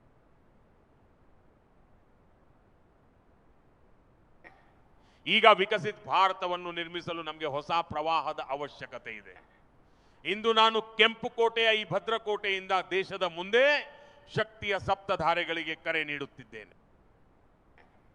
ಕಳೆದ 5-6 ದಶಕಗಳಲ್ಲಿ ಸಾಧ್ಯವಾಗದ್ದು ಮುಂಬರುವ 5-6 ವರ್ಷಗಳಲ್ಲಿ ಆ ಸಪ್ತಧಾರೆಗಳ ಸಾಮರ್ಥ್ಯದಿಂದ, ಅವುಗಳ ಶಕ್ತಿಯಿಂದ ಸಾಧ್ಯವಾಗಲಿದೆ. ನಾವು ದೇಶಕ್ಕೆ ಹೊಸ ಎತ್ತರ, ಹೊಸ ವೇಗವನ್ನು ನೀಡುತ್ತೇವೆ ಮತ್ತು ಹೊಸ ಗುರಿಗಳನ್ನು ದಾಟುವಂತಹ ಸಾಮರ್ಥ್ಯವನ್ನು ಒದಗಿಸುತ್ತೇವೆ. ಮತ್ತು ಇದರ ಜೊತೆಗೆ ದೇಶದ ಯುವ ಶಕ್ತಿಯ ಸಾಮರ್ಥ್ಯವನ್ನು ರಾಷ್ಟ್ರ ನಿರ್ಮಾಣದಲ್ಲಿ ಪೂರ್ಣ ಪ್ರಮಾಣದಲ್ಲಿ ಬಳಸಿಕೊಳ್ಳಲಾಗುವುದು. ಅವರ ಶಕ್ತಿಯನ್ನು ಒಗ್ಗೂಡಿಸಲಾಗುವುದು. ಮುಂಬರುವ ದಿನಗಳಲ್ಲಿ ನಾನು ಸಪ್ತಧಾರೆಗಳ ಬಗ್ಗೆ ಮಾತನಾಡುವಾಗ ಆ ಸಪ್ತಧಾರೆಗಳ ಮೊದಲ ಶಕ್ತಿ ಎಂದರೆ ಮ್ಯಾನುಫ್ಯಾಕ್ಚರಿಂಗ್ ಪವರ್, ಅಂದ್ರೆ ಉತ್ಪಾದನಾ ಶಕ್ತಿ. ನನ್ನ ಪ್ರೀತಿಯ ದೇಶವಾಸಿಗಳೇ, ನಾವು ಮ್ಯಾನುಫ್ಯಾಕ್ಚರಿಂಗ್ ಸೆಕ್ಟರ್ ಅನ್ನು ಬಹಳ ಎತ್ತರಕ್ಕೆ ಕೊಂಡೊಯ್ಯಬೇಕಿದೆ ಮತ್ತು ಉತ್ಪಾದನೆಯನ್ನು ಹೆಚ್ಚಿಸುವುದರ ಜೊತೆಗೆ ನಾವು ಸಣ್ಣ ಸಣ್ಣ ಹಂತಗಳಲ್ಲಿಯೂ ಬದಲಾವಣೆ ತರಬೇಕಿದೆ. ನಾವು ಇಂದು ಇಂಧನವನ್ನು ಉತ್ಪಾದಿಸಬೇಕಿದೆ, ಬೃಹತ್ ಉತ್ಪನ್ನಗಳನ್ನು ತಯಾರಿಸಬೇಕಿದೆ. ಇಡೀ ಮೌಲ್ಯ ಸರಪಳಿಯು ನಮ್ಮದಾಗಿರಬೇಕು ಮತ್ತು ಅದನ್ನು ಗುರಿಯಾಗಿಸಿಕೊಂಡು ನಮಗೆ ಬಿಡಿ ಭಾಗಗಳು ಬೇಕು, ಕಂಪ್ಲೀಟ್ ಮ್ಯಾನುಫ್ಯಾಕ್ಚರಿಂಗ್ ಕೂಡ ಬೇಕು. ಕಂಪ್ಲೀಟ್ ಪ್ರಾಡಕ್ಟ್ ಅಂದ್ರೆ ಪೂರ್ಣ ಪ್ರಮಾಣದ ಉತ್ಪನ್ನಗಳು ನಮಗೆ ಬೇಕಿವೆ. ವಿನ್ಯಾಸದಿಂದ ಹಿಡಿದು ಉತ್ಪಾದನೆಯವರೆಗೆ ಭಾರತವು ಜಾಗತಿಕ ಸಪ್ಲೈ ಚೈನ್ನ ನಂಬಿಕಾ ಕೇಂದ್ರವಾಗಿ ಹೊರಹೊಮ್ಮಬೇಕಿದೆ. ಇದಕ್ಕಾಗಿ ನಾನು 3 ವಿಷಯಗಳ ಮೇಲೆ ವಿಶೇಷವಾಗಿ ಒತ್ತು ನೀಡಲು ಬಯಸುತ್ತೇನೆ. ಉತ್ಪಾದನಾ ಕ್ಷೇತ್ರದಲ್ಲಿರುವ ನನ್ನ ಸಹೋದರ ಸಹೋದರಿಯರೇ, ಇದು ಕಾಲವು ನಮಗೆ ನೀಡಿದ ಸುಸಂದರ್ಭವಾಗಿದೆ.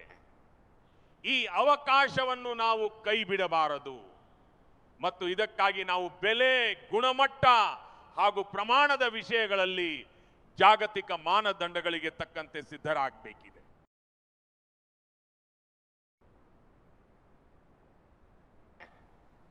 ನಮ್ಮ ಫ್ಯಾಕ್ಟರಿಗಳು ಕಾಂಪಿಟೇಟಿವ್ ಆಗಿರಬೇಕು, ನಮ್ಮ ಪ್ರಾಡಕ್ಟ್ಗಳು ಯೂಸರ್ ಫ್ರೆಂಡ್ಲಿ ಆಗಿರಬೇಕು ಮತ್ತು ನಮ್ಮ ಪ್ಯಾಕೇಜಿಂಗ್ ಇಡೀ ವಿಶ್ವದ ಜನರನ್ನು ಸೆಳೆಯುವಂತಿರಬೇಕು, ಅವರನ್ನು ಆಕರ್ಷಿಸುವಂತಿರಬೇಕು.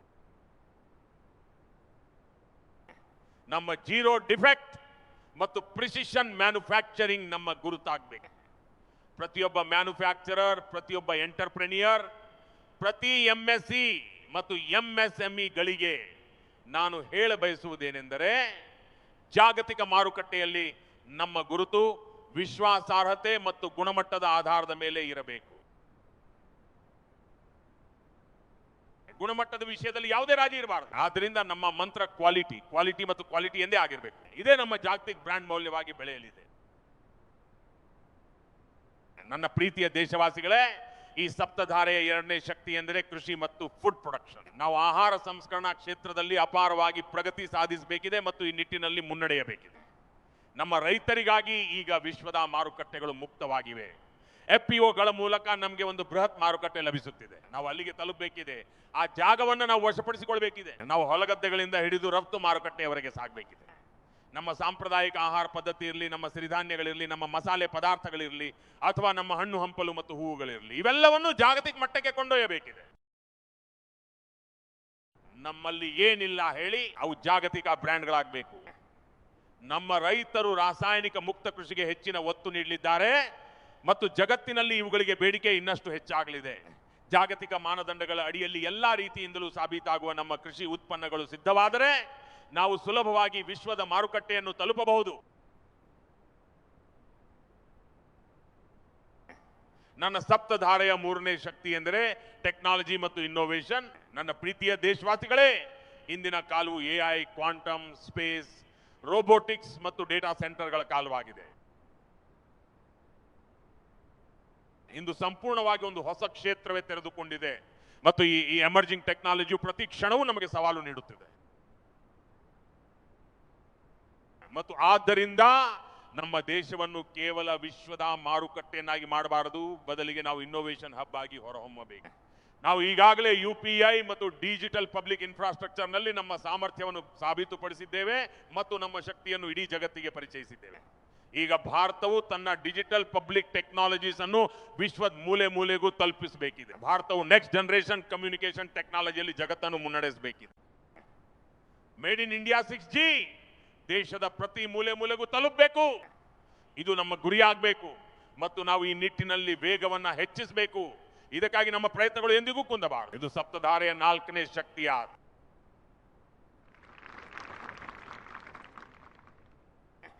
ಗತಿಶಕ್ತಿ. ಈ ಗತಿಶಕ್ತಿಯ ಮೂಲಕ ದೇಶದೊಳಗೆ ಸೀಮ್ಲೆಸ್ ಫಾಸ್ಟ್ ಕನೆಕ್ಟಿವಿಟಿಗೆ ನಾವು ಹೆಚ್ಚಿನ ಒತ್ತು ನೀಡಬೇಕಿದೆ ಮತ್ತು ನಗರಗಳನ್ನು ಹೈ ಸ್ಪೀಡ್ ರೈಲುಗಳ ಮೂಲಕ ನಾವು ಪರಸ್ಪರ ಸಂಪರ್ಕಿಸಬೇಕಿದೆ. ನಮಗೆ ಮಾಡರ್ನ್ ಹೈವೇಗಳು ಬೇಕು, ಇನ್ಲ್ಯಾಂಡ್ ವಾಟರ್ ವೇಸ್ ಬೇಕು, ಏರ್ಪೋರ್ಟ್ಗಳು ಬೇಕು ಮತ್ತು ಮಲ್ಟಿ ಮಾಡೆಲ್ ಲಾಜಿಸ್ಟಿಕ್ ವ್ಯವಸ್ಥೆ ಬೇಕು. ನಮಗೆ ಬಂದರುಗಳು ಕೇವಲ ಸರಕುಗಳನ್ನು ಇಳಿಸುವ ಮತ್ತು ಏರಿಸುವ ಜಾಗಗಳಾಗಬಾರದು. ವಿಶ್ವದ ಹಡಗುಗಳು ಬಂದು ಕೇವಲ ಲಂಗರು ಹಾಕುವ ತಾಣಗಳು ಆಗಬಾರದು. ನಮ್ಮ ಬಂದರುಗಳನ್ನು ಪೋರ್ಟ್ ಲೆಡ್ ಡೆವಲಪ್ಮೆಂಟ್ ಗ್ರೋತ್ ಅಂದ್ರೆ ಬಂದರು ಆಧಾರಿತ ಅಭಿವೃದ್ಧಿ ಮತ್ತು ಪ್ರಗತಿಯತ್ತ ನಾವು ಕೊಂಡೊಯ್ಯಬೇಕಿದೆ. ನಮ್ಮ ಸಪ್ತಧಾರೆಯ 5ನೇ ಶಕ್ತಿ ಎಂದರೆ ಅದು ರಕ್ಷಣಾ ಶಕ್ತಿ. ನೋಡಿ, ರಕ್ಷಣಾ ಶಕ್ತಿಯ ಪ್ರಾಮುಖ್ಯತೆಯು ಎಲ್ಲ ರೀತಿಯಿಂದಲೂ ಅತ್ಯಂತ ಮಹತ್ವದ್ದಾಗಿದೆ. ನನ್ನ ಪ್ರೀತಿಯ ದೇಶವಾಸಿಗಳೇ, ರಕ್ಷಣಾ ಕ್ಷೇತ್ರದಲ್ಲಿ ಆತ್ಮನಿರ್ಭರರಾಗುವ ಅವಶ್ಯಕತೆಯನ್ನು ಈಗ ಭಾರತವು ಅನುಭವಿಸಿದೆ ಮತ್ತು ಇಡೀ ಜಗತ್ತು ಇದನ್ನು ಮನಗಂಡಿದೆ. ಇದನ್ನು ಹೊರತುಪಡಿಸಿ ನಮಗೆ ಬೇರೆ ದಾರಿಯೇ ಇಲ್ಲ. ಇಡೀ ಜಗತ್ತು ಇಂದು ಕೇವಲ ತನ್ನ ಸ್ವಂತ ಹಿತಾಸಕ್ತಿಯ ಬಗ್ಗೆ ಯೋಚಿಸುತ್ತಿರುವಾಗ ಭಾರತವು ಕೇವಲ ವಿಶ್ವದ ಒಂದು ಮಾರುಕಟ್ಟೆಯಾಗಿ ಉಳಿಯಲು ಸಾಧ್ಯವಿಲ್ಲ. ನಮ್ಮ ರಕ್ಷಣಾ ಕ್ಷೇತ್ರದಲ್ಲಿ ನಾವು ಸ್ವಾವಲಂಬಿಗಳಾಗುವುದು ಅನಿವಾರ್ಯವಾಗಿದೆ. ನೆಕ್ಸ್ಟ್ ಜನರೇಷನ್ ಡಿಫೆನ್ಸ್ ಟೆಕ್ನಾಲಜಿಯನ್ನು ಅಭಿವೃದ್ಧಿಪಡಿಸುವ ಮೂಲಕ ನಾವು ಜಾಗತಿಕ ಪೂರೈಕೆದಾರರಾಗುವ ದಿಕ್ಕಿನಲ್ಲಿ ಒಂದು ದೊಡ್ಡ ಗುರಿಯನ್ನು ಹೊತ್ತು ಮುನ್ನಡೆಯಬೇಕಿದೆ. ನಾವು ಡ್ರೋನ್ ಕೌಂಟರ್ ಡ್ರೋನ್ ವ್ಯವಸ್ಥೆಯನ್ನು ಅಭಿವೃದ್ಧಿಪಡಿಸಬೇಕು ಮತ್ತು ಹೈಪರ್ಸಾನಿಕ್ ಡಿಫೆನ್ಸ್ ಟೆಕ್ನಾಲಜೀಸ್ ನಲ್ಲಿ ನಾವು ನಾಯಕತ್ವವನ್ನು ಸಾಧಿಸಬೇಕಿದೆ. ಇದರೊಂದಿಗೆ ಸೈಬರ್ ಭದ್ರತೆಯೂ ಸಹ ಬಹಳ ಮುಖ್ಯವಾಗಿದೆ. ಯಾಕೆಂದರೆ ಅದು ಇಂದು ಪ್ರತಿ ಮನೆಯ ಸಮಸ್ಯೆಯಾಗುತ್ತಿದೆ. ಇದು ಕೂಡ ಒಂದು ರಕ್ಷಣಾ ಕ್ಷೇತ್ರವೇ ಆಗಿದ್ದು ಇದರಲ್ಲಿ ನಮ್ಮ ಯುವಕರ ಸಾಮರ್ಥ್ಯವನ್ನು ನಾವು ದೇಶಕ್ಕಾಗಿ ಮತ್ತು ಇಡೀ ಜಗತ್ತಿಗಾಗಿ ಬಳಸಿಕೊಳ್ಳಬಹುದು. ನಮ್ಮ ಸಪ್ತಧಾರೆಯ 6ನೇ ಶಕ್ತಿ ಎಂದರೆ ಗ್ರೀನ್ ಇಕಾನಮಿ ಮತ್ತು ಬ್ಲೂ ಇಕಾನಮಿ. ಇದು ಗ್ರೀನ್ ಜಾಬ್ಗಳ ಸೃಷ್ಟಿಗೂ ಕಾರಣವಾಗುತ್ತದೆ. ನಾವು green hydrogen, renewable energy, energy storage, green mobility ಮತ್ತು ಗ್ರೀನ್ ಮ್ಯಾನುಫ್ಯಾಕ್ಚರಿಂಗ್ ಅನ್ನು ಜಾಗತಿಕ ಮಟ್ಟದಲ್ಲಿ ನಾವು ಸಾಧಿಸಬೇಕು. ಇಡೀ ಜಗತ್ತು ಇಂದು ಗ್ಲೋಬಲ್ ವಾರ್ಮಿಂಗ್ ಬಗ್ಗೆ ಕೇವಲ ಚರ್ಚೆ ಮಾಡುತ್ತಿರುವಾಗ ನಾವು ಅದಕ್ಕೆ ಪರಿಹಾರದ ಹಾದಿಗಳನ್ನು ಹುಡುಕುತ್ತಿದ್ದೇವೆ. ನಾವು ಇಂದು ಜಗತ್ತಿನ ಸಮಸ್ಯೆಗಳಿಗೆ ಪರಿಹಾರಗಳನ್ನು ನೀಡುತ್ತಿದ್ದೇವೆ ಮತ್ತು ಭಾರತವು ಗ್ರೀನ್ ಮೂವ್ಮೆಂಟ್ನ ಅತಿ ದೊಡ್ಡ ಸಾಮರ್ಥ್ಯದೊಂದಿಗೆ ಮುನ್ನಡೆಯುತ್ತಿದೆ. ಇದರೊಂದಿಗೆ ಭಾರತಕ್ಕೆ ಬ್ಲೂ ಇಕಾನಮಿ ಕ್ಷೇತ್ರದಲ್ಲಿಯೂ ಸಹ ಒಂದು ಬೃಹತ್ ಅವಕಾಶವಿದೆ. ನಮ್ಮ ದೇಶವು ಸುದೀರ್ಘವಾದ ಕರಾವಳಿ ತೀರವನ್ನು ಹೊಂದಿದೆ ಮತ್ತು ಬ್ಲೂ ಇಕಾನಮಿ ನಮಗೆ ಇಂದು ದೊಡ್ಡ ಅವಕಾಶಗಳನ್ನು ಒದಗಿಸಿದೆ. ಇದರಲ್ಲಿ ಫಿಶರೀಸ್ ಅಂದ್ರೆ ಮೀನುಗಾರಿಕೆ ಇರಬಹುದು, ಕೋಸ್ಟಲ್ ಟೂರಿಸಂ ಇರಬಹುದು ಅಥವಾ ಓಷನ್ ಟೆಕ್ನಾಲಜಿ ಇರಬಹುದು. ಇಂತಹ ಎಷ್ಟೋ ಕ್ಷೇತ್ರಗಳಲ್ಲಿ ನಾವು ಇಂದು ಮುಂದೆ ಸಾಗಬಹುದಾಗಿದೆ. ನನ್ನ ಪ್ರೀತಿಯ ದೇಶವಾಸಿಗಳೇ, ಭಾರತವು ಸಪ್ತಧಾರೆಯ ಬಗ್ಗೆ ಮಾತನಾಡುತ್ತಾ ಸಾಗುತ್ತಿರುವಾಗ ಇದು ನಮ್ಮ 7ನೇ ಧಾರೆಯಾಗಿದೆ. ಜಗತ್ತಿನ ಪಾಲಿಗೆ ಇದರದ್ದೇ ಆದ ಒಂದು ವಿಶೇಷ ಮಹತ್ವವಿದೆ. ಅದೇ ಭಾರತದ ಸಾಫ್ಟ್ ಪವರ್. ಇದು ಭಾರತ ಸಾಫ್ಟ್ ಪವರ್ನ ಶಕ್ತಿಯಾಗಿದೆ. ಇಂದು ಯೋಗವು ಇಡೀ ಜಗತ್ತನ್ನು ಭಾರತದೊಂದಿಗೆ ಬೆಸೆದು ನಿಲ್ಲಿಸಿದೆ. ಯೋಗವು ಜಗತ್ತಿಗೆ ಒಂದು ಶಕ್ತಿಯಾಗುತ್ತಾ ಸಾಗುತ್ತಿದೆ ಮತ್ತು ಭಾರತದ ಪಾಲಿಗೆ ಇದು ನಂಬಿಕೆಯ ದೊಡ್ಡ ಕಾರಣವಾಗುತ್ತಿದೆ. ಯಾವ ಭಾರತ ಬಳಿ ಉತ್ತಮ ವ್ಯವಸ್ಥೆಯ ಕೇಂದ್ರಗಳಿವೆಯೋ, ಯಾವ ಭಾರತ ಬಳಿ ಆಯುರ್ವೇದವಿದೆಯೋ ಮತ್ತು ಭಾರತದಲ್ಲಿ ಇಂದು ಯಾವ ರೀತಿಯಲ್ಲಿ ಹೋಲಿಸ್ಟಿಕ್ ಹೆಲ್ತ್ ಕೇರ್ ವ್ಯವಸ್ಥೆ ಇದೆಯೋ ಅಂತಹ ನಾವು ಹೀಲ್ ಇನ್ ಇಂಡಿಯಾ ಚಳುವಳಿಯ ಮೂಲಕ ನಮ್ಮ ಸಾಮರ್ಥ್ಯವನ್ನು ಜಗತ್ತಿನೆಲ್ಲೆಡೆ ಕೊಂಡೊಯ್ಯಬಹುದು. ಅದು ಹ್ಯಾಂಡಿಕ್ರಾಫ್ಟ್ ಇರಬಹುದು, ಸಂಸ್ಕೃತಿ ಇರಬಹುದು, ನಮ್ಮ ಚಲನಚಿತ್ರಗಳಿರಬಹುದು, ನಮ್ಮ creative world, VFX, animation, gaming ಅಥವಾ ಡಿಜಿಟಲ್ ಕಂಟೆಂಟ್ ಇರಬಹುದು. ಕ್ರಿಯೇಟಿವ್ ವರ್ಲ್ಡ್ ಅಂದ್ರೆ ಸೃಜನಶೀಲ ಜಗತ್ತಿನಲ್ಲಿ ಭಾರತವು ಇಂದು ತನ್ನ ಪ್ರಭಾವವನ್ನು ಬೀರಬಲ್ಲದು. ನಾವು ಅದನ್ನು ಒಂದು ಜಾಗತಿಕ ಸಾಮರ್ಥ್ಯವಾಗಿ ಅಭಿವೃದ್ಧಿಪಡಿಸಬೇಕಿದೆ. ಇಂದು ಭಾರತವು ವೇವ್ ಸಮಿಟ್ಗೆ ಒಂದು ದೊಡ್ಡ ಶಕ್ತಿಯನ್ನ ನೀಡಿದೆ. ಇಡೀ ಜಗತ್ತು ಇಂದು ಭಾರತದ ಈ ವರ್ಲ್ಡ್ ಆಡಿಯೋ ಎಂಟರ್ಟೈನ್ಮೆಂಟ್ ಸಮಿಟ್ ಮೇಲೆ ಕಣ್ಣಿಟ್ಟಿದೆ ಮತ್ತು ಅದರ ಹಾದಿಯನ್ನು ಕುತೂಹಲದಿಂದ ನಿರೀಕ್ಷಿಸುತ್ತಿದೆ. ಇದು ಭಾರತದ ಸಾಫ್ಟ್ ಪವರ್ ಹಾಗೂ ಸೃಜನಶೀಲ ಪ್ರಪಂಚವನ್ನು ಇಡೀ ಜಗತ್ತಿಗೆ ಪರಿಚಯಿಸಲಿದೆ. ನನ್ನ ಪ್ರೀತಿಯ ದೇಶವಾಸಿಗಳೇ, ಭಾರತವು ಅತ್ಯಂತ ವಿಶಾಲವಾದ ವನ್ಯ ಸಂಪತ್ತನ್ನು ಸಹ ಹೊಂದಿದೆ. ನಮ್ಮಲ್ಲಿ 100ಕ್ಕೂ ಹೆಚ್ಚು ನ್ಯಾಷನಲ್ ಪಾರ್ಕ್ಗಳಿವೆ ಮತ್ತು ನಮ್ಮ ಸಾಮರ್ಥ್ಯವು ಅಪಾರವಾಗಿದೆ. ಆದರೆ ವಿದೇಶಿ ಪ್ರವಾಸಿಗರನ್ನು ಆಕರ್ಷಿಸುವಲ್ಲಿ ನಾವು ಇಂದಿಗೂ ಸ್ವಲ್ಪ ಹಿಂದೆ ಬಿದ್ದಿದ್ದೇವೆ. ನಮ್ಮ ಸಾಫ್ಟ್ ಪವರ್ ಮೂಲಕ ಇಡೀ ವಿಶ್ವದ ಪ್ರವಾಸಿಗರನ್ನು ಭಾರತದತ್ತ ಆಕರ್ಷಿಸಲು ನಮಗೊಂದು ದೊಡ್ಡ ಅವಕಾಶವಿದೆ ಮತ್ತು ನಮ್ಮ ಈ ಸಾಮರ್ಥ್ಯವನ್ನು ನಾವು ಜಗತ್ತಿಗೆ ತೋರಿಸಬೇಕಿದೆ. ನಾವು ಇದನ್ನು ಶೀಘ್ರವಾಗಿ ಮಾಡಲಿದ್ದೇವೆ ಮತ್ತು ಇಂದು ಜಗತ್ತಿನಲ್ಲಿ ಕ್ರೀಡಾ ಕ್ಷೇತ್ರವು ಕೂಡ ಒಂದು ದೊಡ್ಡ ಭಾರತದತ್ತ ಆಕರ್ಷಣೆಯ ಕೇಂದ್ರವಾಗುತ್ತಿದೆ. ಜಾಗತಿಕ ಕ್ರೀಡಾಕೂಟಗಳು ಭಾರತದಲ್ಲಿ ಯಾಕೆ ನಡೆಯಬಾರದು? ಕಂಟೆಂಟ್ ಇಕಾನಮಿ ಕೂಡ ಬಹಳ ವೇಗವಾಗಿ ಬೆಳೆಯುತ್ತಿದ್ದು ಇದು ದೇಶದ ಯುವ ಜನತೆಯನ್ನು ತನ್ನತ್ತ ಸೆಳೆಯುತ್ತಿದೆ. ಜಗತ್ತಿನ ಪ್ರತಿಯೊಬ್ಬ ಕಲಾವಿದನು ಜೀವನದಲ್ಲಿ ಒಮ್ಮೆಯಾದರೂ ಭಾರತದ ಮಣ್ಣಿನಲ್ಲಿ ತನ್ನ ಕಲಾ ಪ್ರದರ್ಶನ ನೀಡಬೇಕೆಂದು ಬಯಸುತ್ತಾನೆ. ಇದು ನಮಗೆ ದೊರೆತಿರುವ ಅತ್ಯಂತ ದೊಡ್ಡ ಅವಕಾಶವಾಗಿದ್ದು ಇದನ್ನು ಸದ್ಬಳಕೆ ಮಾಡಿಕೊಳ್ಳಲು ನಾವು ಅಗತ್ಯ ವ್ಯವಸ್ಥೆಗಳನ್ನು ರೂಪಿಸಬೇಕಿದೆ. ಮಿತ್ರರೇ, ಈ ಸಪ್ತಧಾರೆಯ 7 ಶಕ್ತಿಗಳ ಮೂಲ ಉದ್ದೇಶ ಕೇವಲ ಒಂದು ಕ್ಷೇತ್ರದಲ್ಲಿ ಪ್ರಗತಿ ಸಾಧಿಸುವುದಲ್ಲ, ಬದಲಾಗಿ ಒಂದು ಸಮಗ್ರವಾದ ಅಂದರೆ ಹೋಲಿಸ್ಟಿಕ್ ಅಪ್ರೋಚ್ನೊಂದಿಗೆ ಮುನ್ನಡೆಯುವುದಾಗಿದೆ. ನಾವು ಇಂದು ರಾಷ್ಟ್ರಕ್ಕಾಗಿ ಯಾವ ಗುರಿಯನ್ನು ಹೊಂದಿದ್ದೇವೆಯೋ, ಯಾವ ಮಹತ್ವಾಕಾಂಕ್ಷೆಯೊಂದಿಗೆ ಮುನ್ನಡೆಯುತ್ತಿದ್ದೇವೆಯೋ ಆ ಬೃಹತ್ ಗುರಿಯನ್ನು ಸಾಧಿಸುವ ನಿಟ್ಟಿನಲ್ಲಿ ನಾವೆಲ್ಲರೂ ಒಗ್ಗೂಡಿ ಕೆಲಸ ಮಾಡಬೇಕಿದೆ. ನನ್ನ ಪ್ರೀತಿಯ ದೇಶವಾಸಿಗಳೇ, ನಾನು ಕೆಲವು ವಿಷಯಗಳನ್ನು ನಿಮಗೆ ತಿಳಿಸಿದ್ದೇನೆ, ಆದರೆ ನನ್ನ ಯೋಚನೆ ಇದಕ್ಕಿಂತಲೂ ಮುಂದಿನದ್ದಾಗಿದೆ. ನಾನು ಯಾವಾಗ ದೇಶವನ್ನು ಜಾಗೃತಗೊಳಿಸಲು ಬಯಸುತ್ತೇನೋ ಆಗ ನಾನು ದೇಶದ ಶಕ್ತಿಯನ್ನು ಸಹ ಬಡಿದೆಬ್ಬಿಸಲು ಬಯಸುತ್ತೇನೆ. ದೇಶ ಎಂದರೆ ಕೇವಲ ಸರ್ಕಾರವಲ್ಲ, ದೇಶ ಎಂದರೆ ಪ್ರತಿಯೊಬ್ಬ ನಾಗರಿಕನೂ ಅದರೊಂದಿಗೆ ಬೆಸೆಯುವುದು ಎಂದರ್ಥ. ನಾವು ಇಂದು ಫಾರ್ಚ್ಯೂನ್ 500 ಕಂಪನಿಗಳ ಬಗ್ಗೆ ಬಹಳಷ್ಟು ಚರ್ಚೆಗಳನ್ನು ಕೇಳುತ್ತೇವೆ. ಹಾಗಾದರೆ ಮುಂಬರುವ ಒಂದು ದಶಕದಲ್ಲಿ ಈ ಫಾರ್ಚ್ಯೂನ್ 500 ಪಟ್ಟಿಯಲ್ಲಿ ಭಾರತದ ಕಂಪನಿಗಳು ಏಕೆ ಇರಬಾರದು ಎಂದು ನಾವು ಯೋಚಿಸಲು ಸಾಧ್ಯವಿಲ್ಲವೇ? ಅದರಲ್ಲಿ ಕನಿಷ್ಠ 50 ಕಂಪನಿಗಳು ಭಾರತದ್ದು ಯಾಕೆ ಆಗಿರಬಾರದು? ಇದು ನಮ್ಮ ಗುರಿ ಏಕೆ ಆಗಿರಬಾರದು? ಇಂದು ಬ್ಯಾಂಕಿಂಗ್ ಕ್ಷೇತ್ರವು ಅಭಿವೃದ್ಧಿಯ ಪಥದಲ್ಲಿ ಸಾಗುತ್ತಿದೆ. ವಿಶ್ವದ ಅಗ್ರಗಣ್ಯ ಬ್ಯಾಂಕ್ಗಳ ಪಟ್ಟಿಯಲ್ಲಿ ಭಾರತದ ಬ್ಯಾಂಕಿನ ಧ್ವಜವೂ ಸಹ ಏಕೆ ಹಾರಬಾರದು? ವಿಶ್ವದ ಟಾಪ್ 5 ಬ್ಯಾಂಕ್ಗಳ ಪಟ್ಟಿಯಲ್ಲಿ ಖಂಡಿತವಾಗಿಯೂ ಭಾರತದ ಒಂದು ಬ್ಯಾಂಕ್ ಇರಲೇಬೇಕು. ನಾವು ಭಾರತದ ಫಾರ್ಮಾ ಅಂದ್ರೆ ಔಷಧ ತಯಾರಿಕಾ ಕ್ಷೇತ್ರದಲ್ಲಿ ಸಾಕಷ್ಟು ಕೆಲಸ ಮಾಡಿದ್ದೇವೆ, ಆದರೆ ಈಗಿನ ಸಮಯದ ಬೇಡಿಕೆಯು ಮತ್ತಷ್ಟು ಹೆಚ್ಚಿದೆ. ಜಗತ್ತಿನ 5 ಅತಿ ದೊಡ್ಡ ಫಾರ್ಮಾ ಕಂಪನಿಗಳಲ್ಲಿ ಭಾರತದ 1 ಅಥವಾ 2 ಫಾರ್ಮಾ ಕಂಪನಿಗಳ ಹೆಸರು ಸಹ ದಾಖಲಾಗಬೇಕು ಮತ್ತು ಭಾರತವು ಅಲ್ಲಿ ತನ್ನದೇ ಆದ ಸ್ಥಾನವನ್ನು ನಿರ್ಮಿಸಿಕೊಳ್ಳಬೇಕು. ಇಂದು ಲಾ ಫರ್ಮ್ಗಳಿವೆ, ರೇಟಿಂಗ್ ಏಜೆನ್ಸಿಗಳಿವೆ, ಆದರೆ ಜಾಗತಿಕ ನಾಯಕತ್ವ ಅಂದ್ರೆ ಗ್ಲೋಬಲ್ ಲೀಡರ್ಶಿಪ್ ಈಗ ನಮ್ಮ ಕೈಯಲ್ಲಿರಬೇಕು ಎಂಬುದು ಸಮಯದ ಬೇಡಿಕೆಯಲ್ಲವೇ? ನಮ್ಮಲ್ಲಿ ಪ್ರತಿಭೆ ಇದೆ, ಸಾಮರ್ಥ್ಯವಿದೆ ಮತ್ತು ನಮ್ಮ ಇತಿಹಾಸವು ಬಹಳ ಸುದೀರ್ಘವಾಗಿದೆ. ಭಾಷೆಗಳ ಮೇಲಿನ ನಮ್ಮ ಪ್ರಭುತ್ವದೊಂದಿಗೆ ನಾವು ವಿಶ್ವವನ್ನೇ ತಲುಪಬೇಕು. ಜಗತ್ತಿನ ಅತ್ಯುನ್ನತ ಕಂಪನಿಗಳ ಪಟ್ಟಿಯಲ್ಲಿ ಭಾರತದ ಕನ್ಸಲ್ಟಿಂಗ್ ಫರ್ಮ್ ಅಥವಾ ಅಕೌಂಟಿಂಗ್ ಫರ್ಮ್ಗಳು ಏಕೆ ಇರಬಾರದು? ಭಾರತ ತಂತ್ರಜ್ಞಾನ ಕಂಪನಿಗಳು ಜಗತ್ತಿನಲ್ಲಿ ಅಗ್ರಸ್ಥಾನಕ್ಕೆ ಇರಬೇಕು. ಇದು ನಮ್ಮ ಗುರಿಯಾಗಬೇಕು. ಜಗತ್ತು ಆಕರ್ಷಿತವಾಗುವಂತಹ ಬ್ರ್ಯಾಂಡ್ಗಳು ನಮ್ಮಲ್ಲಿರಬೇಕು. ನಮ್ಮ ಈ ಬ್ರ್ಯಾಂಡ್ಗಳು ನಮ್ಮ ದೇಶದ ಹೆಗ್ಗುರುತಾಗಬೇಕು ಮತ್ತು ವಿಶ್ವಕ್ಕೆ ಒಂದು ಪ್ರಮುಖ ಡೆಸ್ಟಿನೇಷನ್ ಆಗಿ ಹೊರಹೊಮ್ಮಬೇಕು. ಆ ನಿಟ್ಟಿನಲ್ಲಿ ನಾವು ಕೆಲಸ ಮಾಡಬೇಕಿದೆ. ಇದಕ್ಕಾಗಿ ನಾನು ರಾಜ್ಯ ಸರ್ಕಾರಗಳಿಗೆ ತಿಳಿಸಲು ಬಯಸುತ್ತೇನೆ ಮತ್ತು ಸ್ಥಳೀಯ ಸ್ವಯಂ ಆಡಳಿತ ಸಂಸ್ಥೆಗಳಿಗೂ ಹೇಳಲು ಇಚ್ಛಿಸುತ್ತೇನೆ.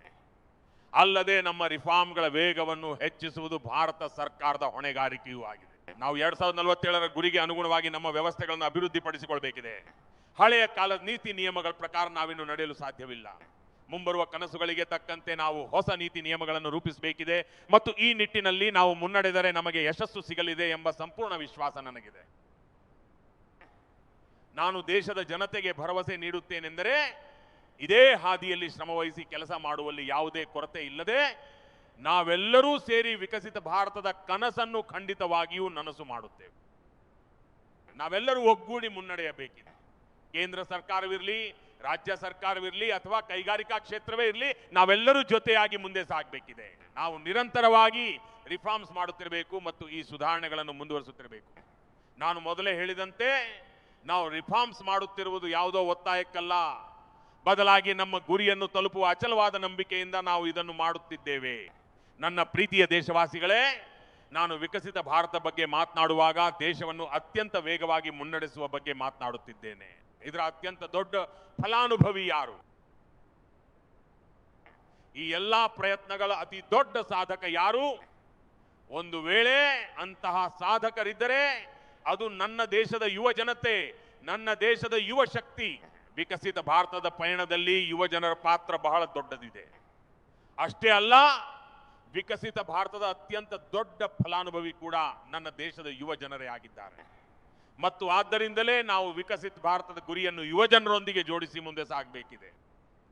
ಯುವಜನರೇ, ನಮ್ಮ ಸರ್ವೋಚ್ಚ ಆದ್ಯತೆಯೊಂದಿಗೆ ನಾವು ಮುಂದೆ ಸಾಗಬೇಕಿದೆ. ಮಿತ್ರರೇ, ಕಳೆದ 10 ರಿಂದ 12 ವರ್ಷಗಳಲ್ಲಿ ಈ ನಿಟ್ಟಿನಲ್ಲಿ ಸಾಕಷ್ಟು ಕೆಲಸಗಳು ನಡೆದಿವೆ. ಸ್ಟಾರ್ಟ್ಅಪ್ ಇಂಡಿಯಾ ಯೋಜನೆಯಡಿ ಇಂದು ದೇಶಾದ್ಯಂತ 2.5 ಲಕ್ಷಕ್ಕೂ ಹೆಚ್ಚು ನೋಂದಾಯಿತ ಸ್ಟಾರ್ಟ್ಅಪ್ಗಳು ಸ್ಥಾಪಿತವಾಗಿವೆ. ದೇಶದ ಯುವಕರು ಇಂದು ಸ್ವಯಂ ಉದ್ಯೋಗಿಗಳಾಗುವುದರ ಜೊತೆಗೆ ಅದೆಷ್ಟೋ ಜನರಿಗೆ ಉದ್ಯೋಗವನ್ನು ನೀಡುತ್ತಿದ್ದಾರೆ. ಭಾರತ ಸರ್ಕಾರವು ಈಗಾಗಲೇ 1 ಲಕ್ಷ ಕೋಟಿ ರೂಪಾಯಿಗಳ ಇನ್ನೋವೇಷನ್ ಫಂಡ್ ಅನ್ನು ಘೋಷಿಸಿದೆ. ನಾನು ದೇಶದ ಯುವಜನತೆಗೆ ಹೇಳಲು ಬಯಸುವುದೇನೆಂದ್ರೆ, ನೀವು ನಿಮ್ಮ ಕನಸುಗಳೊಂದಿಗೆ ಮುಂದೆ ಬನ್ನಿ. ನಾವು ಸಂಪನ್ಮೂಲಗಳ ಕೊರತೆ ಆಗಲು ಬಿಡುವುದಿಲ್ಲ. ನಿಮ್ಮ ಬುದ್ಧಿಶಕ್ತಿ ಮತ್ತು ಸಾಮರ್ಥ್ಯಕ್ಕೆ ಬಲ ತುಂಬಲು ನಾವು 1 ಲಕ್ಷ ಕೋಟಿ ರೂಪಾಯಿಗಳ ಒಂದು ವ್ಯವಸ್ಥೆಯನ್ನು ಮಾಡಿದ್ದೇವೆ. ಇದರಿಂದ ಸಂಶೋಧನೆಗೆ ಹೊಸ ಅವಕಾಶಗಳು ದೊರೆಯಲಿವೆ. ಡಿಜಿಟಲ್ ಇಂಡಿಯಾದ ಅಗ್ಗದ ಡೇಟಾ ಮೂಲಕ ಯುವಕರನ್ನು ಸಶಕ್ತಗೊಳಿಸಲಾಗಿದೆ. ಜಗತ್ತಿನಲ್ಲೇ ಅತ್ಯಂತ ಅಗ್ಗದ ಡೇಟಾ ಎಲ್ಲಾದರೂ ಇದ್ರೆ ಅದು ಭಾರತ ಮಣ್ಣಿನಲ್ಲಿದೆ ಮತ್ತು ಇದು ದೇಶದ ಯುವ ಜನತೆಗೆ ಒಂದು ಹೊಸ ಶಕ್ತಿಯನ್ನು ನೀಡಿದೆ.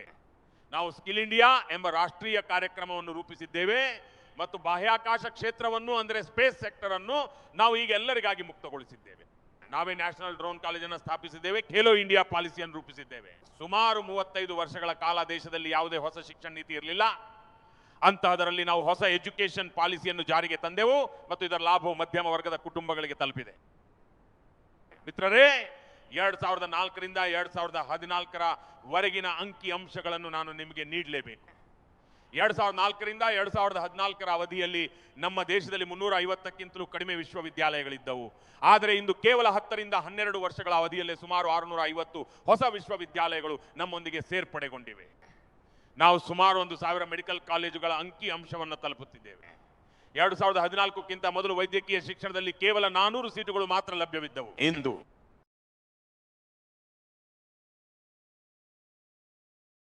ವೈದ್ಯಕೀಯ ಕ್ಷೇತ್ರದಲ್ಲಿ ಸುಮಾರು 8,500 ಸೀಟುಗಳು ಲಭ್ಯವಾಗುತ್ತಿವೆ. ಅಷ್ಟೇ ಅಲ್ಲದೆ ವಿದೇಶಿ ವಿಶ್ವವಿದ್ಯಾಲಯಗಳು ಕೂಡ ಈಗ ಭಾರತ ನೆಲಕ್ಕೆ ಬರುತ್ತಿವೆ. ಭಾರತ ಒಳಗಡೆ ವಿದೇಶಿ ವಿಶ್ವವಿದ್ಯಾಲಯದ ಡಿಗ್ರಿ ನನ್ನ ದೇಶದ ಯುವಕರಿಗೆ ದೊರೆಯುವಂತಾಗಲು ಬೇಕಾದ ಎಲ್ಲ ವ್ಯವಸ್ಥೆಗಳನ್ನು ಈಗಾಗಲೇ ಮಾಡಲಾಗಿದೆ. ನಮ್ಮ ದೇಶದ ಯುವ ಮನಸ್ಸುಗಳು ಬಾಲ್ಯದಿಂದಲೇ ತಂತ್ರಜ್ಞಾನದ ಕಡೆಗೆ ಆಕರ್ಷಿತರಾಗಬೇಕು ಎಂಬ ನಿಟ್ಟಿನಲ್ಲಿ ನಾವು ಕೆಲಸ ಮಾಡುತ್ತಿದ್ದೇವೆ ಮತ್ತು ಆದ್ದರಿಂದಲೇ ನಾವು ಈ ಮಹತ್ವದ ನಿರ್ಧಾರಗಳನ್ನು ಕೈಗೊಂಡಿದ್ದೇವೆ.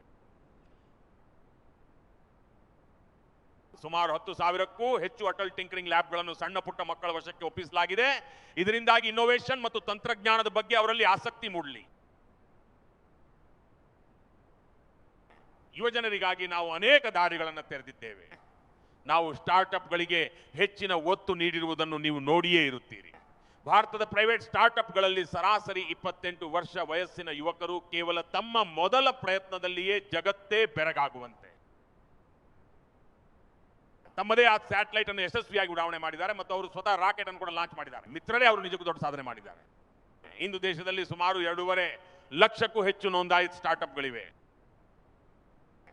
ನಾವು ಇತ್ತೀಚಿನ ದಿನಗಳಲ್ಲಿ ಎಐ ಇಂಪ್ಯಾಕ್ಟ್ ಸಮಿಟ್ ಅನ್ನು ಆಯೋಜಿಸಿದ್ದೆವು.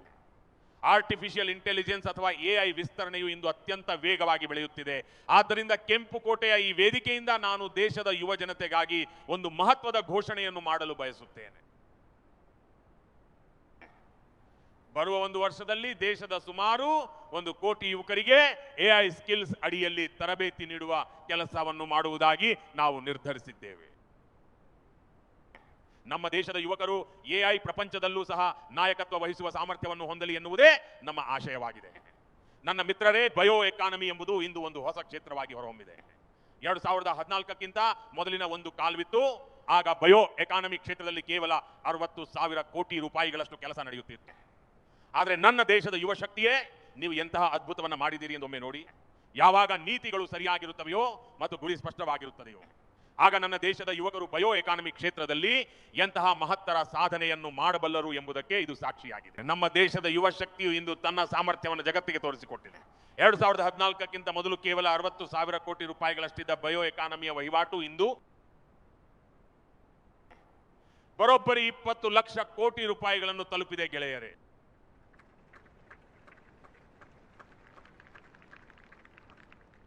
ಅದು 2009 ರಿಂದ 10 ಕಾಲಘಟ್ಟವಾಗಿತ್ತು. ಆ ಸಮಯದಲ್ಲಿ ನಮ್ಮ ದೇಶದಲ್ಲಿ ಕೇವಲ 25 ಲಕ್ಷ ಎಲೆಕ್ಟ್ರಿಕ್ ವೆಹಿಕಲ್ಗಳು ಮಾತ್ರ ಮಾರಾಟವಾಗಿತ್ತು. 2009 ರಿಂದ 10 ಕಾಲಘಟ್ಟದಲ್ಲಿ ಕೇವಲ 1.5 ಲಕ್ಷ ಎಲೆಕ್ಟ್ರಿಕ್ ವಾಹನಗಳು ಮಾರಾಟವಾಗಿದ್ದವು. 1.5 ಲಕ್ಷ ಎಲೆಕ್ಟ್ರಿಕ್ ವಾಹನಗಳು. ಆದರೆ ಈ 25 ರಿಂದ 26 ಅವಧಿಯಲ್ಲಿ 25 ಲಕ್ಷ ಎಲೆಕ್ಟ್ರಿಕ್ ವಾಹನಗಳು ಮಾರಾಟವಾಗಿವೆ. ನನ್ನ ಪ್ರಿಯ ದೇಶ ಬಾಂಧವರೇ, ಏವಿಯೇಷನ್ ವಲಯ ಕೂಡ ನಮ್ಮ ಯುವ ಜನತೆಗಾಗಿ ಅತ್ಯಂತ ವೇಗವಾಗಿ ಮುನ್ನಡೆಯುತ್ತಿದೆ. ಹೊಸ ವಿಮಾನ ನಿಲ್ದಾಣಗಳು ಮತ್ತು ಹೊಸ ಮಾರ್ಗಗಳು ಉದ್ಯೋಗದ ಹೊಸ ಅವಕಾಶಗಳನ್ನು ಸೃಷ್ಟಿಸುತ್ತಿವೆ. ಇನ್ನು ವಿಮಾನಗಳ ಮೇಂಟೆನೆನ್ಸ್ ಹಾಗೂ ಓವರ್ ಹೋಲಿಂಗ್ ನಂತಹ ಕೆಲಸಗಳ ಕಾರಣದಿಂದಾಗಿ ದೇಶದಲ್ಲಿ ಇಂದು ಅಪಾರ ಪ್ರಮಾಣದ ಸ್ಕಿಲ್ಡ್ ಮ್ಯಾನ್ ಪವರ್ಗೆ ಕೆಲಸ ಸಿಗುತ್ತಿದೆ. ಮೇಡ್ ಇನ್ ಇಂಡಿಯಾ ವಿಮಾನಗಳನ್ನು ತಯಾರಿಸುವ ನಿಟ್ಟಿನಲ್ಲಿ ಇಂದು ನಾವು ದೊಡ್ಡ ಯಶಸ್ಸನ್ನು ಸಾಧಿಸಿದ್ದೇವೆ. Made in India defence transport aircraft C-295 ಈಗಾಗಲೇ ತನ್ನ ಹಾರಾಟವನ್ನು ಯಶಸ್ವಿಯಾಗಿ ಪೂರೈಸಿದೆ. ಈ ಸಾಧನೆಯು ದೇಶದ ಯುವ ಜನರಿಗಾಗಿ ಆಗಿದೆ.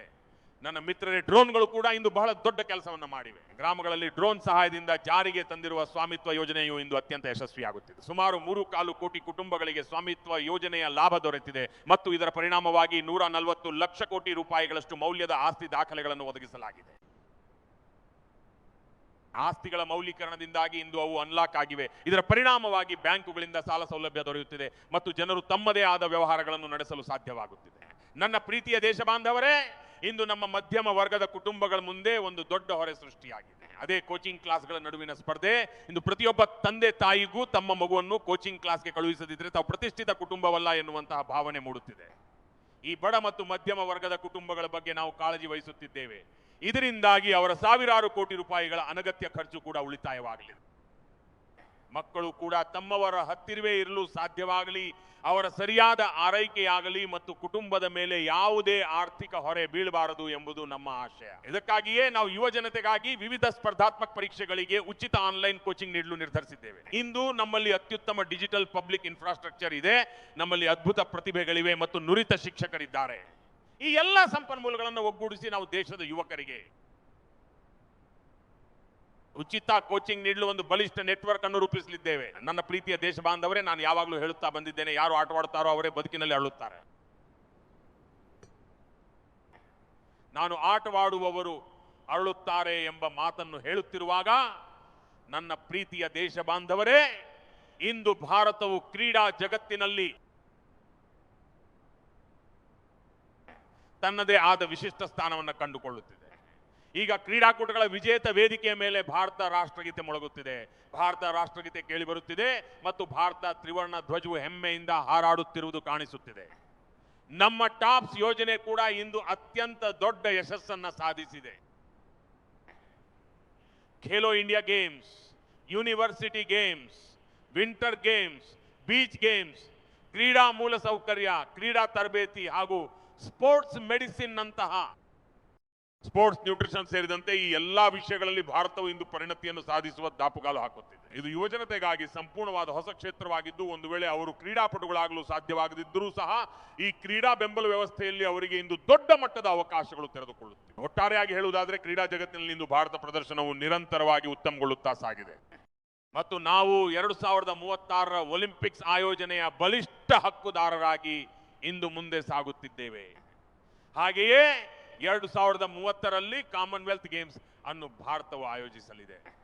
ಮತ್ತು ನನ್ನ ಮಿತ್ರರೇ, ಜಗತ್ತಿನಲ್ಲಿ ನಡೆಯುವ ಒಲಿಂಪಿಕ್ ಕ್ರೀಡಾಕೂಟಗಳಲ್ಲಿ ಸುಮಾರು 40 ವಿವಿಧ ರೀತಿಯ ಕ್ರೀಡೆಗಳಿರುತ್ತವೆ ಮತ್ತು ಸುಮಾರು 300ಕ್ಕೂ ಹೆಚ್ಚು, ಅಂದರೆ ಸುಮಾರು 325ರಿಂದ 350ರಷ್ಟು ವಿವಿಧ ಸ್ಪರ್ಧೆಗಳು ಈ ಒಲಿಂಪಿಕ್ಸ್ ನಲ್ಲಿ ನಡೆಯುತ್ತವೆ. ಮತ್ತು ನನ್ನ ದೇಶದ ಬಾಂಧವರೇ, ನನ್ನ ಯುವ ಮಿತ್ರರೇ, ಇದನ್ನು ಕೇಳಿ ನಿಮಗೆ ತುಂಬಾ ನೋವಾಗಬಹುದು, ಆದರೆ ನಾನು ನಿಮಗೆ ಒಂದು ಸವಾಲನ್ನು ಒಡ್ಡುತ್ತಿದ್ದೇನೆ ಮತ್ತು ಇದಕ್ಕಾಗಿ ನಿಮ್ಮನ್ನು ಆಹ್ವಾನಿಸುತ್ತಿದ್ದೇನೆ. ಈ ವಿಷಯದಲ್ಲಿ ನನಗೆ ನಿಮ್ಮೆಲ್ಲರ ಸಹಾಯ ಬೇಕಾಗಿದೆ. ಒಲಿಂಪಿಕ್ಸ್ನ ಸುಮಾರು 325ರಷ್ಟು ವಿವಿಧ ಸ್ಪರ್ಧೆಗಳಲ್ಲಿ ಭಾರತವು ಇಂದು ಕನಿಷ್ಠ 3ನೇ 2ರಷ್ಟು ಕ್ರೀಡೆಗಳಲ್ಲಿ ಎಲ್ಲಿಯೂ ಭಾಗವಹಿಸುತ್ತಿಲ್ಲ. ಅಲ್ಲಿ ನಮ್ಮ ಉಪಸ್ಥಿತಿಯೇ ಇರುವುದಿಲ್ಲ, ನಾವು ಆ ಕ್ರೀಡೆಗಳಿಗೆ ಅರ್ಹತೆಯನ್ನೇ ಪಡೆಯುತ್ತಿಲ್ಲ. ಆದರೆ 2036ರಲ್ಲಿ ನಡೆಯಲಿರುವ ಒಲಿಂಪಿಕ್ ಕ್ರೀಡಾಕೂಟವು ಭಾರತದಲ್ಲಿ ನಡೆಯಬೇಕೆಂದು ನಾವು ಬಯಸಿದ್ದೇವೆ ಮತ್ತು ಇದಕ್ಕಾಗಿ ನಾವು ಈಗಿನಿಂದಲೇ ದೃಢವಾದ ನಿರ್ಧಾರವನ್ನು ಮಾಡಿದ್ದೇವೆ. ಯಾವ ಕ್ರೀಡೆಗಳಲ್ಲಿ ಇಂದು ಭಾರತವು ಭಾಗವಹಿಸುತ್ತಿಲ್ಲವೋ, ಯಾವ ಕ್ರೀಡಾ ವಿಭಾಗಗಳಲ್ಲಿ ಭಾರತವು ಅರ್ಹತೆಯನ್ನು ಪಡೆಯುತ್ತಿಲ್ಲವೋ ಮತ್ತು ಯಾವ ಸ್ಪರ್ಧೆಗಳಿಂದ ಭಾರತವು ಇಂದು ದೂರ ಉಳಿದಿದೆಯೋ ಅಂತ ಕಡೆಗಣಿತ ಕ್ರೀಡಾ ಕ್ಷೇತ್ರಗಳ ಮುಕ್ಕಾಲು ಭಾಗವು ಇಂದು ನಮ್ಮ ನಿರೀಕ್ಷೆಯಲ್ಲಿದೆ. ಭಾರತವು ಅಂತಹ ಕ್ರೀಡೆಗಳಿಗೆ ಹೆಚ್ಚಿನ ಒತ್ತು ನೀಡಲಿದೆ ಮತ್ತು ಇದಕ್ಕಾಗಿ ನಾವು ಟ್ಯಾಲೆಂಟ್ ಹಂಟ್ ಎಂಬ ವಿಶೇಷ ಅಭಿಯಾನವೊಂದನ್ನು ನಡೆಸಲು ಉದ್ದೇಶಿಸಿದ್ದೇವೆ. ಒಂದು ವೇಳೆ ನಮಗೆ 2036ರ ಒಲಿಂಪಿಕ್ಸ್ಗಾಗಿ ಕ್ರೀಡಾಪಟುಗಳು ಬೇಕಿದ್ರೆ ಇಂದು 5, 10 ಅಥವಾ 15 ವರ್ಷ ವಯಸ್ಸಿನ ಯುವಕರು ಮತ್ತು ಮಕ್ಕಳ ಕಡೆಗೆ ನಾವು ಗಮನ ಹರಿಸಬೇಕಿದೆ. ನಮ್ಮ ಹೆಣ್ಣು ಮಕ್ಕಳ ಮೇಲೆ ಗಮನ ಹರಿಸಬೇಕಿದೆ. ಆದ್ದರಿಂದಲೇ 5ರಿಂದ 15 ವರ್ಷದೊಳಗಿನ ಮಕ್ಕಳಲ್ಲಿ ಅಡಗಿರುವ ಕ್ರೀಡಾ ಪ್ರತಿಭೆಯನ್ನು ಹುಡುಕಲು ನಾವು ಪ್ರತಿ ಹಳ್ಳಿಗೂ ನಗರಗಳಿಗೂ ಮತ್ತು ಪ್ರತಿ ಶಾಲೆಗಳಿಗೂ ತಲುಪಲಿದ್ದೇವೆ. ಈ ನಿಟ್ಟಿನಲ್ಲಿ ಪ್ರತಿಭಾನ್ವೇಷಣೆಯ ಒಂದು ಬೃಹತ್ ಅಭಿಯಾನವನ್ನು ನಡೆಸಲಾಗುವುದು. ಮಕ್ಕಳಲ್ಲಿರುವ ಕ್ರೀಡಾ ಪ್ರತಿಭೆಯನ್ನು ಗುರುತಿಸಿ ನಂತರ ಅವರಿಗೆ ವಿಶೇಷ ತರಬೇತಿಯನ್ನು ನೀಡುವ ಮೂಲಕ ದೇಶಕ್ಕಾಗಿ ಆಡುವ ಅತ್ಯುತ್ತಮ ಕ್ರೀಡಾಪಟುಗಳನ್ನಾಗಿ ಸಿದ್ಧಪಡಿಸಲಾಗುವುದು.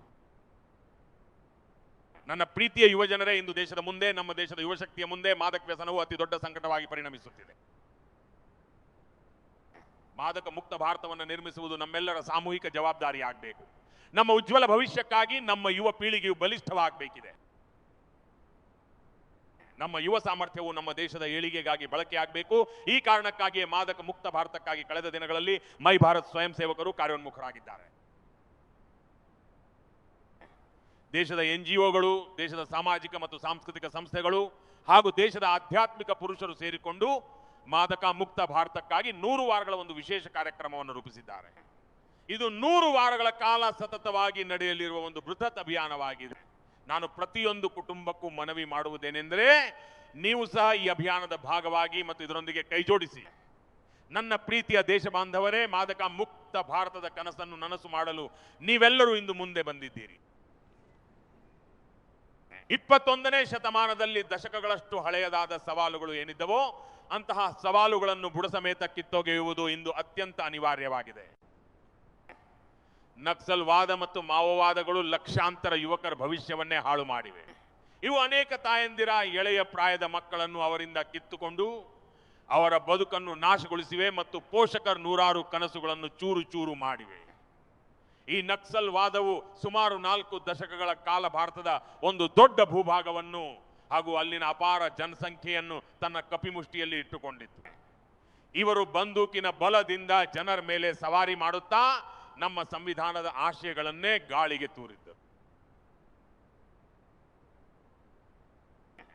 ಮತ್ತು ದೇಶದ ಸಾಮಾನ್ಯ ನಾಗರಿಕರ ರಕ್ಷಣೆಯಲ್ಲಿ ನಮ್ಮ ಪೊಲೀಸ್ ಭದ್ರತಾ ಪಡೆಯ 3,500ಕ್ಕೂ ಹೆಚ್ಚು ಯುವಕರು ಹುತಾತ್ಮರಾಗಿದ್ದಾರೆ. ಯುದ್ಧದಲ್ಲಿ ಎಷ್ಟು ಸೈನಿಕರು ಮಡಿಯುತ್ತಾರೋ ಅದಕ್ಕಿಂತ ಹೆಚ್ಚಿನ ಸಂಖ್ಯೆಯ ಪೊಲೀಸ್ ಸಿಬ್ಬಂದಿಗಳು ದೇಶದ ಸಾಮಾನ್ಯ ಜನರಿಗೆ ರಕ್ಷಣೆ ನೀಡಲು ತಮ್ಮ ಪ್ರಾಣವನ್ನೇ ಪಣಕ್ಕಿಡಬೇಕಾಯಿತು. ಈ ನಕ್ಸಲ್ವಾದವು ನಮ್ಮ ನೆಲವನ್ನು ರಕ್ತಸಿಕ್ತವನ್ನಾಗಿ ಮಾಡಿತ್ತು. 2014ರಲ್ಲಿ ನೀವು ನಮಗೆ ಅವಕಾಶ ನೀಡಿದಾಗ ಅದೇ ದಿನ ನಾವು ಒಂದು ಸಂಕಲ್ಪವನ್ನು ಮಾಡಿದ್ದೆವು. ನಾವು ದೇಶವನ್ನು ನಕ್ಸಲ್ವಾದದಿಂದ ಮುಕ್ತಗೊಳಿಸುತ್ತೇವೆ ಎಂದು ಸಂಕಲ್ಪ ಮಾಡಿದ್ದೆವು. ಮತ್ತು ಇಂದು ನನಗೆ ಸಂತೋಷವಾಗುತ್ತಿದೆ ಏನೆಂದರೆ, ನಕ್ಸಲೀಯ ಮಾವೋವಾದಿ ಹಿಂಸಾಚಾರವು ತನ್ನ ಕೊನೆಯುಸಿರು ಎಳೆಯುತ್ತಿದೆ. ಬಹುಶಃ ಈಗ ಅದಕ್ಕೆ ಉಳಿಯುವ ಶಕ್ತಿಯೇ ಇಲ್ಲದಂತಾಗಿದೆ. ಎಲ್ಲಿ ಒಂದು ಕಾಲದಲ್ಲಿ ನಕ್ಸಲ್ವಾದಿಗಳ ಗುಂಡಿನ ಸದ್ದು ಕೇಳಿ ಬರುತ್ತಿತ್ತೋ, ಎಲ್ಲಿನ ಭೂಮಿ ಯಾವಾಗಲೂ ರಕ್ತಸಿಕ್ತವಾಗಿರುತ್ತಿತ್ತೋ, ಇಂದು ಅದೇ ನಕ್ಸಲ್ ಪೀಡಿತ ಪ್ರದೇಶಗಳಲ್ಲಿ, ಅದೇ ಭಾಗಗಳಲ್ಲಿ ನಕ್ಸಲ್ ಮುಕ್ತವಾಗಿರುವ ಕಾರಣದಿಂದಾಗಿ ಅಭಿವೃದ್ಧಿ, ವಿಶ್ವಾಸ ಮತ್ತು ಸಾಮೂಹಿಕ ಪ್ರಯತ್ನದ ತ್ರಿವರ್ಣ ಧ್ವಜವು ಹೆಮ್ಮೆಯಿಂದ ಹಾರಾಡುತ್ತಿದೆ. ನನ್ನ ಪ್ರೀತಿಯ ದೇಶ ಬಾಂಧವರೇ, ಈ ಸವಾಲನ್ನು ಎಂದಿಗೂ ಕಡಿಮೆ ಅಂದಾಜು ಮಾಡಬಾರದು. ಈ ಸವಾಲಿನ ಕುರಿತು ನಾವು ಇನ್ನಷ್ಟು ಜಾಗರೂಕರಾಗಿರಬೇಕಾದ ಅಗತ್ಯವಿದೆ. ಹಲವು ವರ್ಷಗಳ ಕಾಲ ದೇಶದ ಅಧಿಕಾರ ವ್ಯವಸ್ಥೆಯಲ್ಲಿ ಮಾವೋವಾದಿ ಚಿಂತನೆಯ ಜನರು ತಮ್ಮ ಸ್ಥಾನವನ್ನು ಭದ್ರಪಡಿಸಿಕೊಂಡು ಕುಳಿತಿದ್ದರು ಮತ್ತು ಇವರು ಸರ್ಕಾರಿ ಸಮಿತಿಗಳಲ್ಲಿ ಸಲಹೆಗಾರರ ರೂಪದಲ್ಲಿಯೂ ಕಾರ್ಯನಿರ್ವಹಿಸುತ್ತಿದ್ದರು. ಈ ಮಾವೋವಾದಿ ಚಿಂತನೆಯು ದೇಶದ ನೀತಿಗಳ ಮೇಲೆ ಪ್ರಭಾವ ಬೀರಿತ್ತು. ನನ್ನ ಪ್ರೀತಿಯ ದೇಶ ಬಾಂಧವರೇ, ಕಾಡುಗಳಲ್ಲಿ ಸಶಸ್ತ್ರ ನಕ್ಸಲರನ್ನು ಸಂಪೂರ್ಣವಾಗಿ ಹತ್ತಿಕ್ಕುವಲ್ಲಿ ಮತ್ತು ಆ ಸಂಕಟದಿಂದ ದೇಶವನ್ನು ಮುಕ್ತಗೊಳಿಸುವಲ್ಲಿ ಇಂದು ನಮಗೆ ಯಶಸ್ಸು ಸಿಕ್ಕಿದೆ. ಆದರೆ ಸಶಸ್ತ್ರ ನಕ್ಸಲೀಯರು ಏನೋ ಹೋದ್ರು, ಆದರೆ ವೈಚಾರಿಕ ನಕ್ಸಲೀಯರು, ಈ ಬುದ್ಧಿಜೀವಿ ನಕ್ಸಲೀಯರು ಈಗಲೂ ಸರಿಯಾದ ಅವಕಾಶಕ್ಕಾಗಿ ಕಾಯುತ್ತಿದ್ದಾರೆ. ಹಿಂಸೆ ಮತ್ತು ಅರಾಜಕತೆಯನ್ನು ಹರಡಲು ಅವರು ಹೊಸ ದಾರಿಗಳನ್ನು ಹುಡುಕುತ್ತಿದ್ದಾರೆ ಹಾಗೂ ಸಮಾಜವನ್ನು ತಪ್ಪು ಹಾದಿಗೆ ಎಳೆಯಲು ತರಹೇವಾರಿ ಸಂಚುಗಳನ್ನು ರೂಪಿಸುತ್ತಿದ್ದಾರೆ. ಇಂಥ ವೈಚಾರಿಕ ನಕ್ಸಲೀಯರನ್ನು ನಾವು ಗುರುತಿಸಬೇಕಾಗಿದೆ. ಇವರನ್ನು ಸಮಾಜದಿಂದ ಪ್ರತ್ಯೇಕಿಸಬೇಕಾಗಿದೆ ಮತ್ತು ದೇಶವನ್ನು ಒಂದು ವಿಕಸಿತ ರಾಷ್ಟ್ರವನ್ನಾಗಿ ಮಾಡುವ ಮುಖ್ಯ ವಾಹಿನಿಯತ್ತ ನಾವೆಲ್ಲರೂ ಒಗ್ಗೂಡಿಸಾಗಬೇಕಿದೆ. ದೇಶದ ಯುವ ಪೀಳಿಗೆಯನ್ನು ನಾವು ಈ ಕಾರ್ಯದಲ್ಲಿ ಜೋಡಿಸಬೇಕಿದೆ. ನನ್ನ ಪ್ರೀತಿಯ ದೇಶ ಬಾಂಧವರೇ, ಸುರಕ್ಷಿತ ಭಾರತವನ್ನು ನಿರ್ಮಿಸುವುದು ನಮ್ಮೆಲ್ಲರ ಜವಾಬ್ದಾರಿಯಾಗಿದೆ. ಸವಾಲುಗಳು ದೇಶದ ಗಡಿಯ ಒಳಗಿರಲಿ ಅಥವಾ ಗಡಿಯ ಹೊರಗಿರಲಿ, ಭಾರತವು ಇಂದು ಪ್ರತಿ ಸನ್ನಿವೇಶವನ್ನು ಎದುರಿಸಲು ಸಜ್ಜಾಗಿದೆ. ಇಂದು ಯುದ್ಧದ ಸ್ವರೂಪವೇ ಬದಲಾಗುತ್ತಿದೆ. ಈಗ ಯುದ್ಧವು ಕೇವಲ ಗಡಿಯಲ್ಲಿಯೇ ನಡೆಯುತ್ತದೆ ಎಂಬ ಗ್ಯಾರಂಟಿ ಏನೂ ಇಲ್ಲ. ಯುದ್ಧವು ದೇಶದ ಗಡಿಯೊಳಗೆ ಯಾವುದೋ ರಿಫೈನರಿ ಅಥವಾ ಬ್ಯಾಂಕಿಂಗ್ ಸೆಕ್ಟರ್ ಮೇಲೆ ದಾಳಿ ಮಾಡುವ ಮೂಲಕವೂ ನಡೆಯಬಹುದು. ಯುದ್ಧವು ಡೇಟಾ ಸೆಂಟರ್ಗಳ ಮೇಲೆ ದಾಳಿ ಮಾಡುವ ಮೂಲಕವೂ ನಡೆಯಬಹುದು. ಅಂದ್ರೆ ಇದು ಒಂದು ರೀತಿಯ ಹೊಸ ರೂಪದ ಯುದ್ಧವಾಗಿದೆ. ಇಂದು ಇನ್ಫ್ರಾಸ್ಟ್ರಕ್ಚರ್ಗಳನ್ನು ನಾಶಪಡಿಸಲಾಗುತ್ತೆ ಮತ್ತು ಫ್ಯಾಕ್ಟರಿಗಳನ್ನು ಗುರಿ ಮಾಡಲಾಗುತ್ತೆ. ಇದಕ್ಕಾಗಿಯೇ ನಾವು ಕಳೆದ ವರ್ಷಗಳಲ್ಲಿ ಮಿಷನ್ ಸುದರ್ಶನ ಚಕ್ರವನ್ನು ಘೋಷಿಸಿದ್ದೆವು ಮತ್ತು ಈಗ ಆ ಮಿಷನ್ನ ಕೆಲಸವು ಅತ್ಯಂತ ವೇಗವಾಗಿ ನಡೆಯುತ್ತಿದೆ. ಇಂದು ನಮ್ಮ ಡಿಫೆನ್ಸ್ ಎಕ್ಸ್ಪೋರ್ಟ್ ಸುಮಾರು 50 ಪಟ್ಟು ಹೆಚ್ಚಾಗಿದೆ ಮತ್ತು ವಿಶ್ವದ ಸುಮಾರು 100 ದೇಶಗಳಿಗೆ ನಮ್ಮ ಶಸ್ತ್ರಾಸ್ತ್ರಗಳು ತಲುಪುತ್ತಿವೆ. ಜಾಗತಿಕ ಮಟ್ಟದಲ್ಲಿ ಭಾರತದ ಪ್ರತಿಷ್ಠೆಯು ಹಂತ ಹಂತವಾಗಿ ಬೆಳೆಯುತ್ತಿದೆ ಮತ್ತು ಬದಲಾಗುತ್ತಿರುವ ಈ ಕಾಲಘಟ್ಟದಲ್ಲಿ ನಾವು ಶಸ್ತ್ರಾಸ್ತ್ರಗಳ ಸುಧಾರಣೆಯ ನಿಟ್ಟಿನಲ್ಲಿ ಇನ್ನಷ್ಟು ಕೆಲಸ ಮಾಡಬೇಕಿದೆ. ನಮ್ಮ ಸಶಸ್ತ್ರ ಪಡೆಗಳ ಸಾಮರ್ಥ್ಯವನ್ನು ನಾವು ವೃದ್ಧಿಸಬೇಕಿದೆ. ಇದರ ಜೊತೆಯಾಗಿಯೇ ನಮ್ಮ ನಾಗರಿಕರನ್ನು ಸಜ್ಜುಗೊಳಿಸಬೇಕಾಗಿದೆ. ಕಳೆದ ಶತಮಾನದ ಯುದ್ಧಗಳ ಸ್ವರೂಪಕ್ಕೆ ಅನುಗುಣವಾಗಿ ನಮ್ಮ ದೇಶದಲ್ಲಿ ಸಿವಿಲ್ ಡಿಫೆನ್ಸ್ ವ್ಯವಸ್ಥೆಗಳು ಅಭಿವೃದ್ಧಿಗೊಂಡಿದ್ದವೋ ಅವು ಈಗ ಅಪ್ರಸ್ತುತವಾಗಿವೆ. ಆದ್ದರಿಂದಲೇ ನಾನು ಇಂದು ಕೆಂಪುಕೋಟೆಯ ಮೇಲೆ ನಿಂತು ಘೋಷಣೆ ಮಾಡುತ್ತಿದ್ದೇನೆ.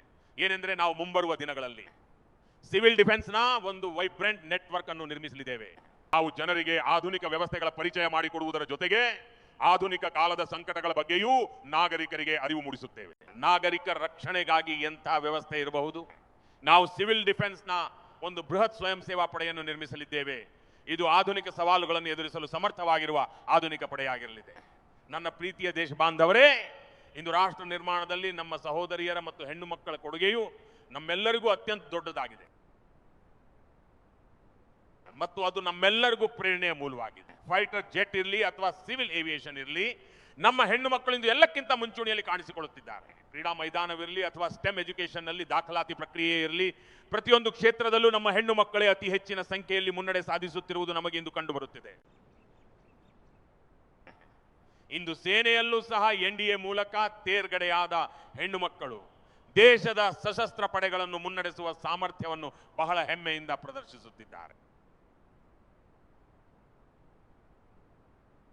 ನಮ್ಮ ಈ ಹೆಣ್ಣು ಮಕ್ಕಳ ಶಕ್ತಿ ಎಂಥದ್ದು ಎಂದರೆ, ನಾನು ಇತ್ತೀಚೆಗೆ ನನ್ನ ಸೆಮಿ ಕಂಡಕ್ಟರ್ ಪ್ಲಾಂಟ್ಗೆ ಭೇಟಿ ನೀಡಿದೆ. ಅಲ್ಲಿ ದೇಶದ ಮೂಲೆ ಮೂಲೆಗಳಿಂದ ಬಂದ ಬುಡಕಟ್ಟು ಸಮುದಾಯದ ಹೆಣ್ಣು ಮಕ್ಕಳು ಕೆಲಸ ಮಾಡುತ್ತಿದ್ದರು. ಪಾಸ್ಪೋರ್ಟ್ ಎಂದರೆ ಏನು ಎಂಬುದು ಕೂಡ ತಿಳಿಯದಂತಹ ಹಳ್ಳಿಗಳಿಂದ ಅವರು ಬಂದಿದ್ರು. ಅಂತಹ ಹೆಣ್ಣು ಮಕ್ಕಳು ಇಂದು ವಿದೇಶಗಳಿಗೆ ಹೋಗಿ ತರಬೇತಿ ಪಡೆದು ಬಂದು ಚಿಪ್ ತಯಾರಿಕೆ ಕೆಲಸದಲ್ಲಿ ತೊಡಗಿದ್ದಾರೆ. ಅವರಲ್ಲಿ ನಾನು ಕಂಡ ಆತ್ಮವಿಶ್ವಾಸ ನಿಜಕ್ಕೂ ನನ್ನ ಮೇಲೆ ಬಹಳ ದೊಡ್ಡ ಪ್ರಭಾವ ಬೀರಿತು. ನಾವು 3 ಕೋಟಿ ಸಹೋದರಿಯರನ್ನು ಲಖ್ಪತಿ ದೀದಿಯರನ್ನಾಗಿ ಮಾಡುವ ಗುರಿಯನ್ನು ಹೊಂದಿದ್ದೆವು ಮತ್ತು ಈಗಾಗಲೇ ನಾವು ಆ ಗುರಿಯನ್ನು ದಾಟಿದ್ದೇವೆ. ಈಗ ನಾವು 6 ಕೋಟಿ ಲಖ್ಪತಿ ದೀದಿಯರನ್ನು ಸೃಷ್ಟಿಸುವ ಗುರಿಯೊಂದಿಗೆ ಮುಂದೆ ಸಾಗುತ್ತಿದ್ದೇವೆ. ಈ 3 ಕೋಟಿ ಹೊಸ ಲಖ್ಪತಿ ದೀದಿಯರಾಗುವುದು ಅಂದರೆ ಅದು ಮಾತೃಶಕ್ತಿಯ ಮೂಲಕ ಗ್ರಾಮೀಣ ಆರ್ಥಿಕತೆಯಲ್ಲಿ ಬರಲಿರುವ ಬಹಳ ದೊಡ್ಡ ಬದಲಾವಣೆಯಾಗಿದೆ. ನನ್ನ ಪ್ರೀತಿಯ ದೇಶ ಬಾಂಧವರೇ, ಇಂದು ಪಂಚಾಯತ್ಗಳಲ್ಲಿ, ಪುರಸಭೆಗಳಲ್ಲಿ ಹಾಗೂ ಮಹಾನಗರ ಪಾಲಿಕೆಗಳಲ್ಲಿ ನಮ್ಮ ಮಹಿಳೆಯರು ಅತಿ ಹೆಚ್ಚಿನ ಸಂಖ್ಯೆಯಲ್ಲಿ ಜನಪ್ರತಿನಿಧಿಗಳಾಗಿ ದೇಶಕ್ಕೆ ಮಾರ್ಗದರ್ಶನ ನೀಡುತ್ತಿದ್ದಾರೆ. ಮಹಿಳೆಯರು ಇಂದು ಎಲ್ಲಾ ಸಮಸ್ಯೆಗಳನ್ನು ಪರಿಹರಿಸುತ್ತಿದ್ದಾರೆ ಮತ್ತು ಅತ್ಯಂತ ಸಮರ್ಥವಾದ ನಾಯಕತ್ವವನ್ನು ನೀಡುತ್ತಿದ್ದಾರೆ.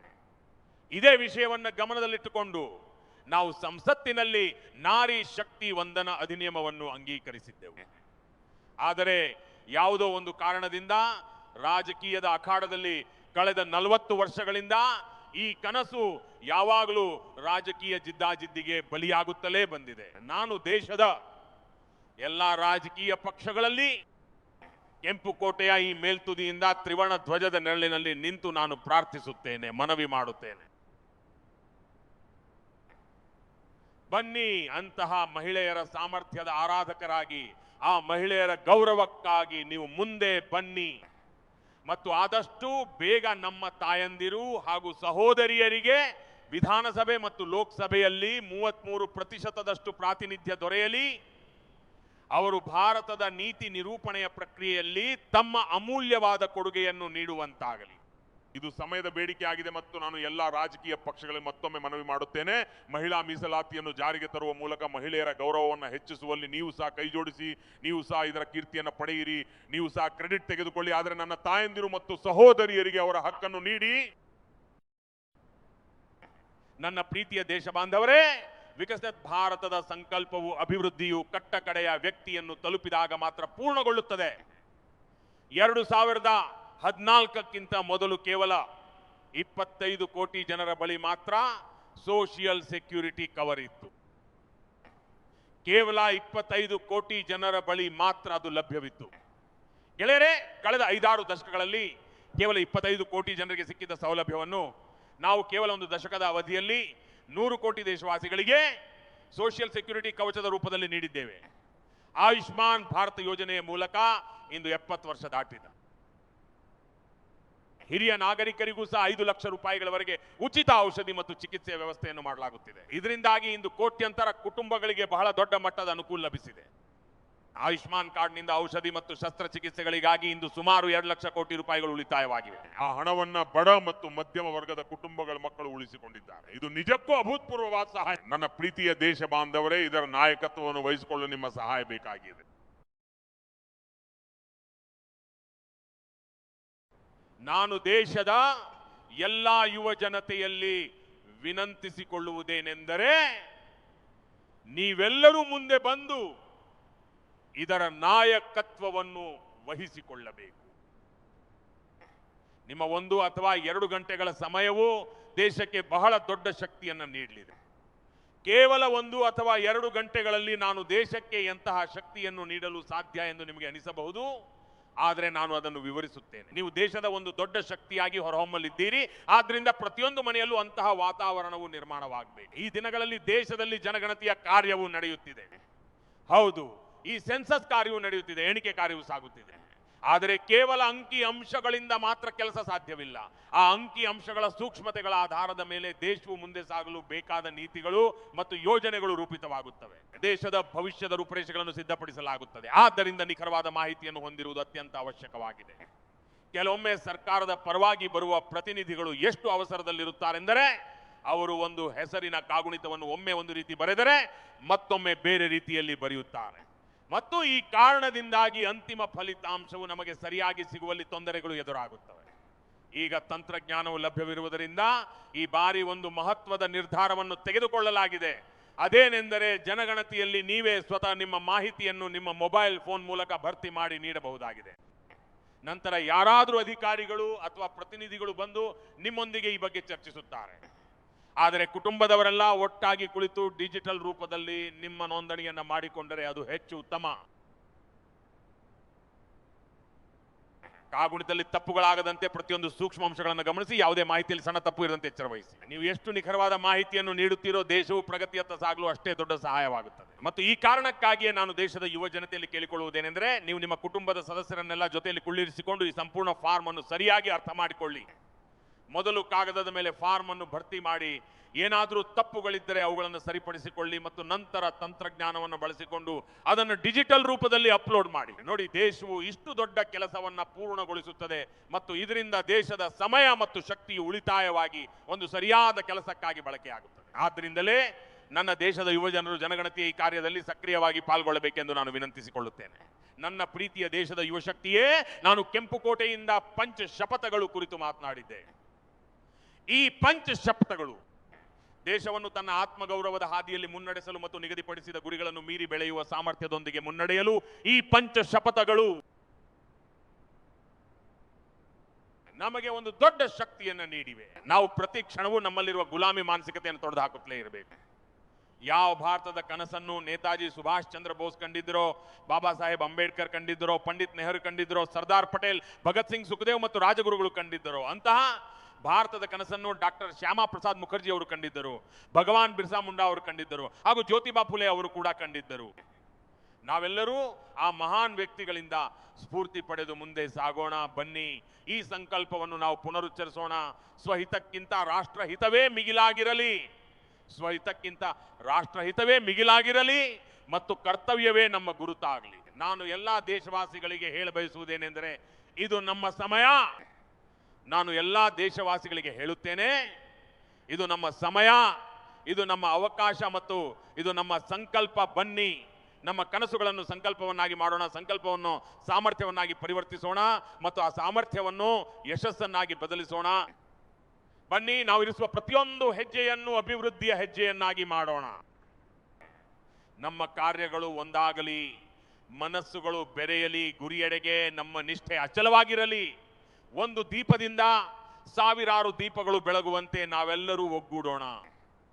ವಿಕಸಿತ ಭಾರತವನ್ನು ನಿರ್ಮಿಸುವ ಈ ಒಂದು ಭಾವನೆಯೊಂದಿಗೆ ಈ ಮಂಗಳಕರ ಪರ್ವದ ಸಂದರ್ಭದಲ್ಲಿ ನಿಮ್ಮೆಲ್ಲರಿಗೂ ಹಾರ್ದಿಕ ಶುಭಾಶಯಗಳು. ಈಗ ನನ್ನೊಂದಿಗೆ ಧ್ವನಿಗೂಡಿಸಿ ಭಾರತ್ ಮಾತಾ ಕಿ ಜೈ, ಭಾರತ್ ಮಾತಾ ಕಿ ಜೈ, ಭಾರತ್ ಮಾತಾ ಕಿ ಜೈ, ವಂದೇ ಮಾತರಂ, ವಂದೇ ಮಾತರಂ, ವಂದೇ ಮಾತರಂ. ಎಲ್ಲರಿಗೂ ಧನ್ಯವಾದಗಳು.